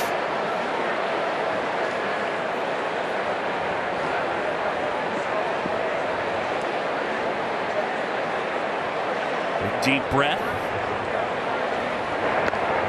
But it's a similar story we've talked about with a number of pitchers now as they evolve and they learn how their stuff plays and they get good coaching, and somebody says, you know, that splitter, it's a good pitch, you need to throw it more, right? And as a starter, it was a more diverse mix. Center field, Tuchman back some more, and he's got it.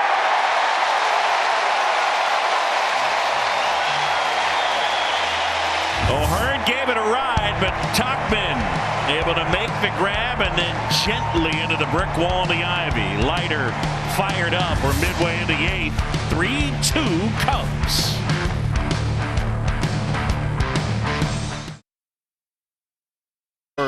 With the Orioles, that'll be streaming on Peacock tomorrow, and then we're back at it here on Marquee. Monday, Tuesday, Wednesday, 3 road games at PNC Park in Pittsburgh. Couple of off days as the Cubs head off to London and take on the Cardinals Saturday and Sunday, and then it's back home for a 6-game stand with the Phillies and the Guardians.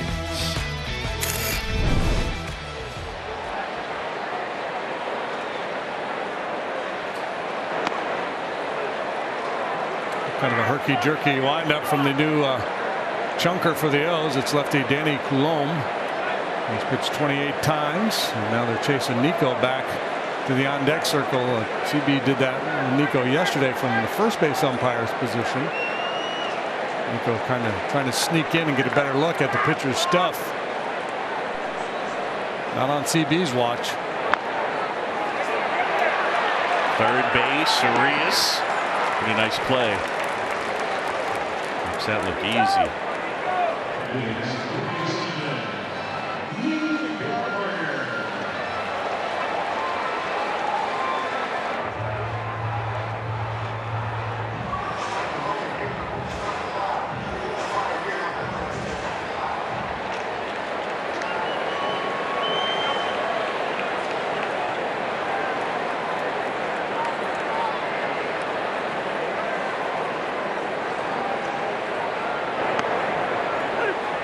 With the big blow in this game for the Cubs, 2-run double in the third. It came with 2 outs.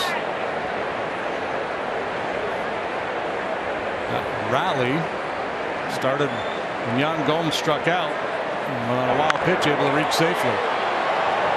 In the air, down the line, and then a fall for a hit. Kick out of play. Automatic double, and an opportunity for the Cubs to add on, pick up some insurance.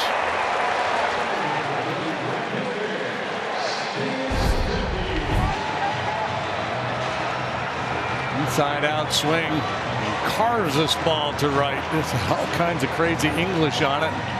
Watch the turn it takes when it bounces. Whoop.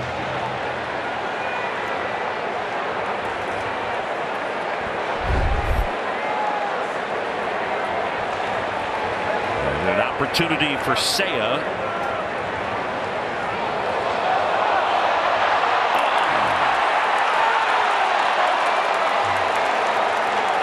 Nico thinks, but perhaps he got his hand in before the tag.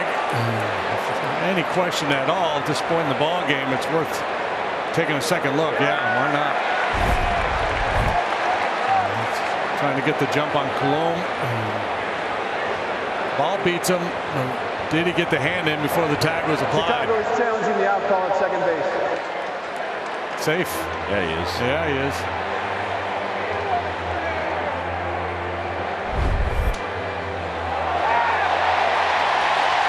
40,000 plus. A lot of Oriole fans, but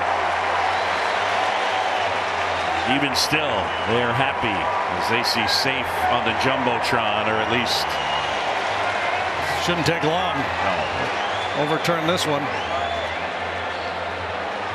See, and that's interesting because prior to replay, that's a play that probably would not get an argument from the manager, right? The ball, the throw was there so far ahead of him, you wouldn't even come out of the dugout and argue this one.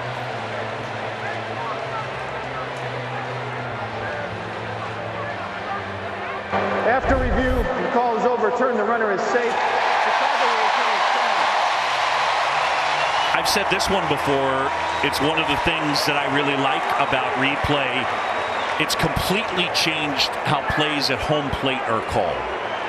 Forever, if the ball beat you to the plate, you're out. Whether you actually touch the plate ahead of time or not, you're out. And now they actually call the play.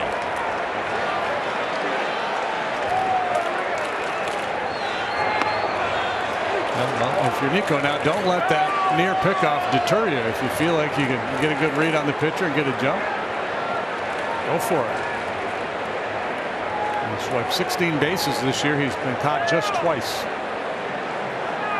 He's keeping a close watch on him out there at second base, though.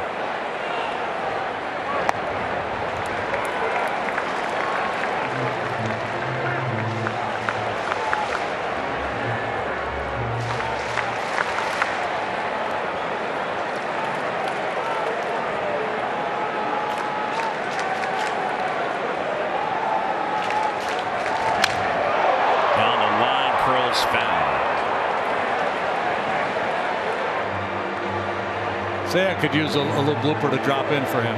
He's hit into some tough luck here lately, made some hard contact. He's turned into outs. He's had some pitches called against him, balls out of the zone called strikes.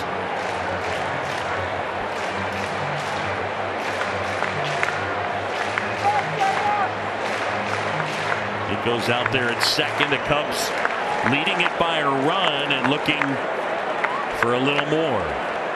1 and 2. Coulomb with 1 out.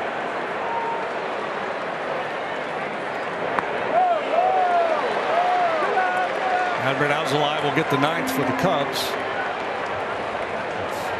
8-9-1 due up for Baltimore. The pitcher spot is in the 8 hole, so maybe Adam Frazier off the bench. Josh Lester, another left-handed bat, could be an option.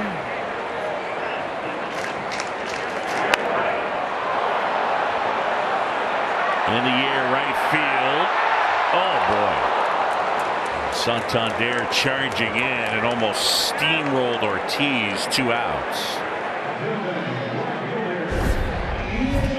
The point I was trying to make is that Saya could use a blooper to drop in for him. He got the blooper, but someday able to streak in and make the catch on him. He's calling for it. The outfielder takes priority. Not easy to hear with a big crowd like we have here today. Chance for Ian Happ. He's been an RBI machine over the last 4.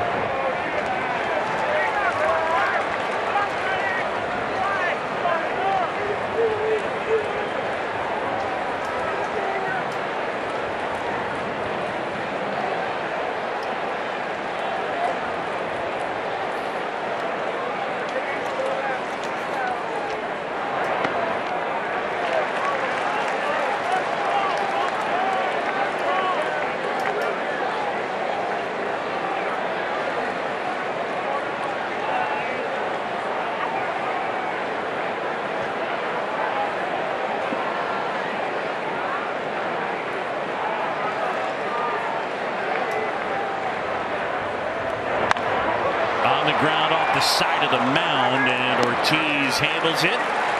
We're headed to the 9th. Cubs lead it by a run. Adbert coming in 3-2.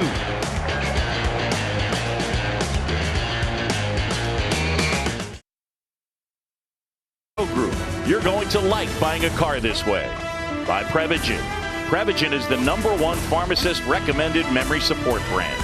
And by Budweiser. This Bud's for you.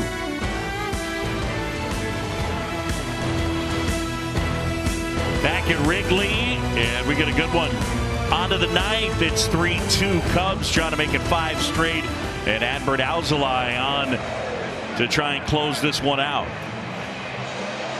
Look at the numbers. 26th appearance, a sparkling ERA of 2.03. He has not walked people. And the strikeout rate is excellent, well above league average. Well, different day today, right? Cubs have been scoring a ton of runs. That has not been the case today. Just 3 on only 4 hits. So the pitching has had to stand tall, and it indeed has. Steele, the starter, allowed 2. Bullpen so far. A scoreless baseball. Merriweather, Leiter Jr., and now here comes Adbert. Adam Frazier takes the strike. And this, by the way, is the pitcher's spot.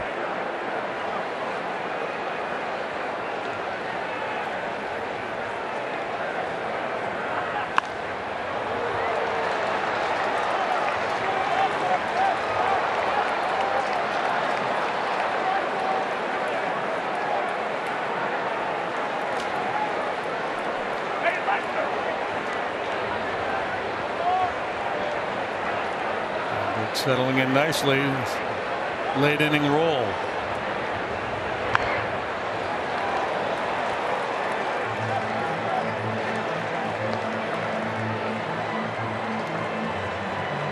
And again, in these short bursts, the stuff plays up, right? I mean, we've seen that fastball in the upper 90s a lot more consistently. 0-2. Again.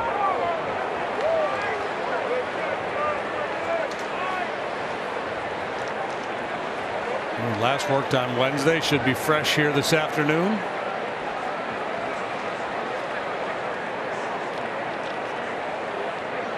Swing and a miss. Get him. Frazier is gone. StatCast powered by Google Cloud. We'll go back to the top of the 8th. Ryan O'Hearn gave this ball a charge. Straightaway center field. Knocked down. Otherwise, we got a tie ball game. Could have been. In O'Hearn's mind, should have been. Died in the glove of Mike Tauchman out there at the wall. Well, bummer for him. Yep, hang with him.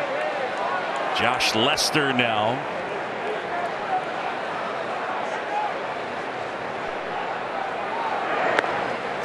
And that's in for a strike.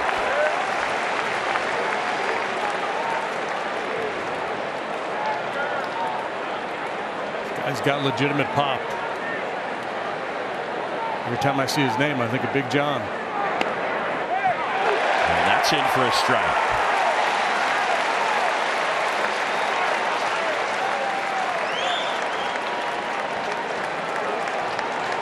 Got the jump on Frazier. 0-2. Same for Lester.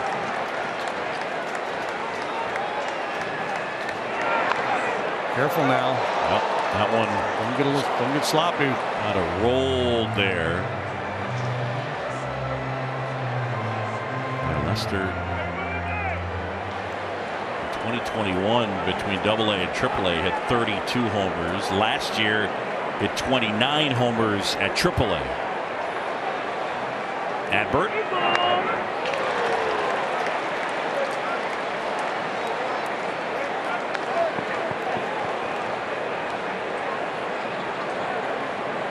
Alzolay rubbing up a new baseball. Justin Steele returned to the mound.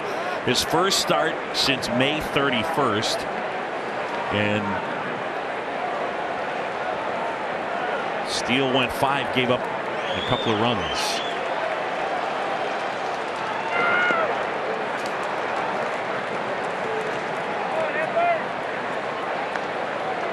Ball and 2 strikes here as the Cubs try and make it 5 straight.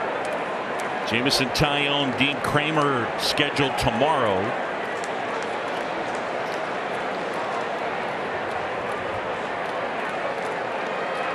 Swing and a miss, struck him out.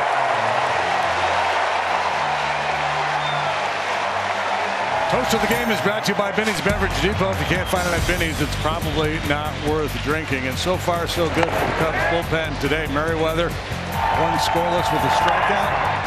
Leiter did yeoman's work, 2 innings, 1 hit, 1 walk, a couple of strikeouts, most importantly no runs. And now Alzolay out there looking to finish it off. If you can't find it at Binny's, probably not worth drinking. Swing and a miss from Hayes.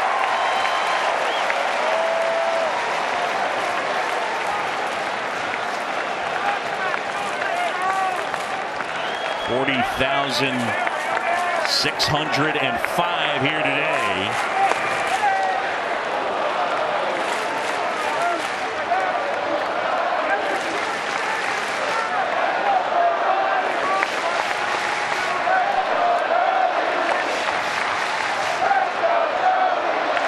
Adbert ready. And there's that slider darting away. That one played a little more like a cutter, didn't it? Didn't have the depth of some of the other ones. A good horizontal action.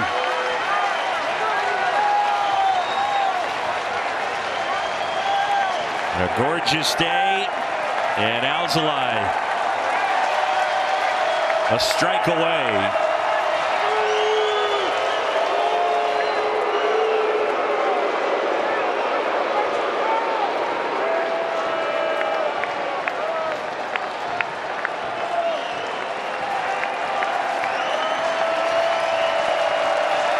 Adbert ready. Here's a 1-2.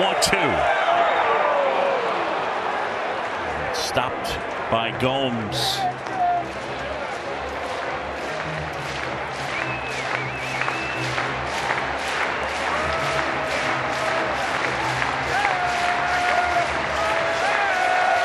Austin Hayes, all that stands between the Cubs and a 5-game win streak. Alzolay. That's good take there, yeah. Anticipating that slider. See if that causes Gomes to come off the slider.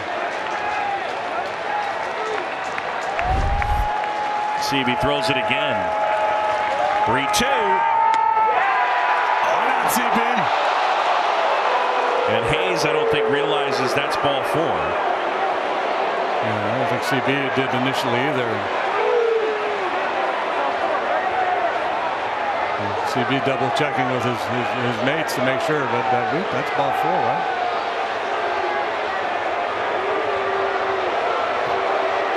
Yeah, that pitch was off the plate, but we've seen CB Buckner, the home plate umpire, call a number of pitches off the corners. A couple of balls off the corner and strike here tonight. He called it a ball, so they can't check back with New York to make sure that they got the count right. And Brandon Hyde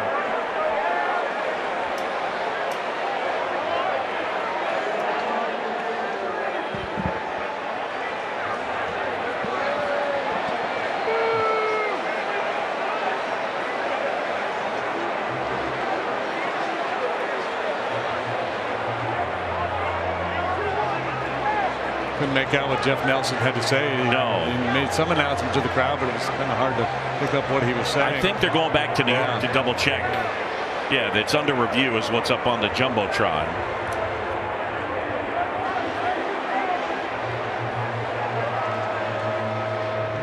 So we're waiting to see what the count is.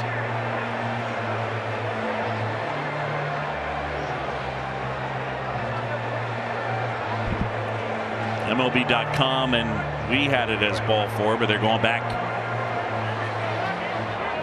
just to check out right across from Radio City Music Hall. Is that a fine in umpire kangaroo court? Gotta lose be, track of the right? count. It's got to be. Somebody's got to buy the first round tonight. Jeff Nelson, the earpiece, and the crew chief. Here we go. After review, the pitch is ball 4.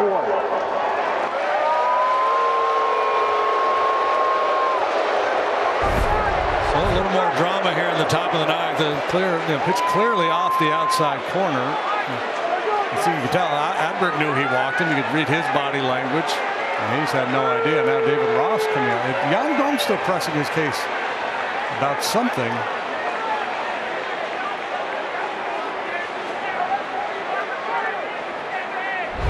Austin Hayes was not interested in making his way down to first.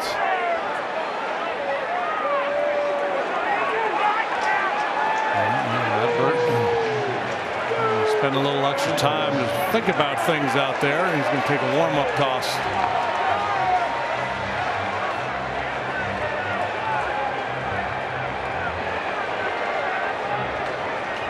Adley Rutschman now is. Yeah, I didn't really want to see him hit again in this game. No.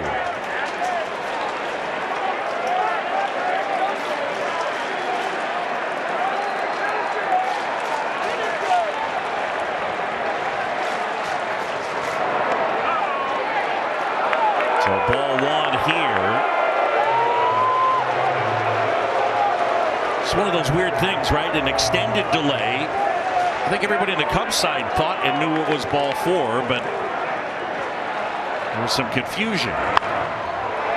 Popped foul. JD, when you look at Adbert Alzolay and utilizing his pitch mix, what's different when he faces a lefty? Yeah, you know, I think it's just how he uses his slider against the lefty. You know, he'll try to backdoor it a little bit.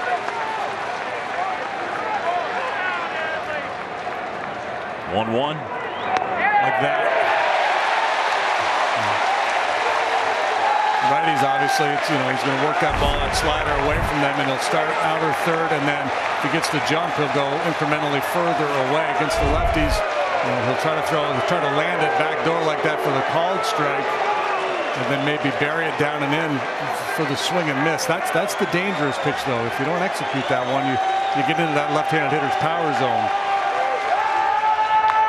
On the ground, this should do it. Horner has it. Ball game. 5 in a row. Cubs win.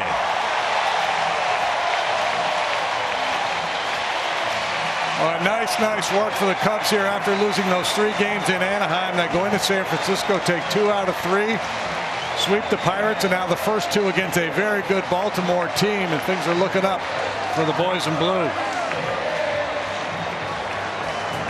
Oh, sing the song. Let's go.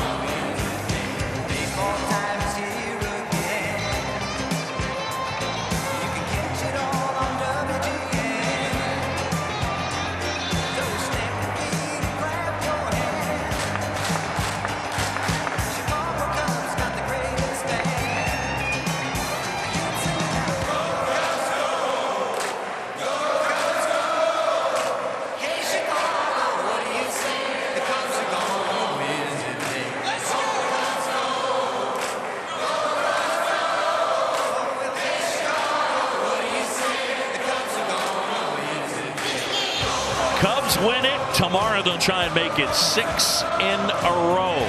For Jim DeShays, Taylor McGregor, and our entire outstanding crew, I'm John Shambi. Thanks so much for watching Cubs baseball here on Marquee Sports Network. A 1-run win, your final.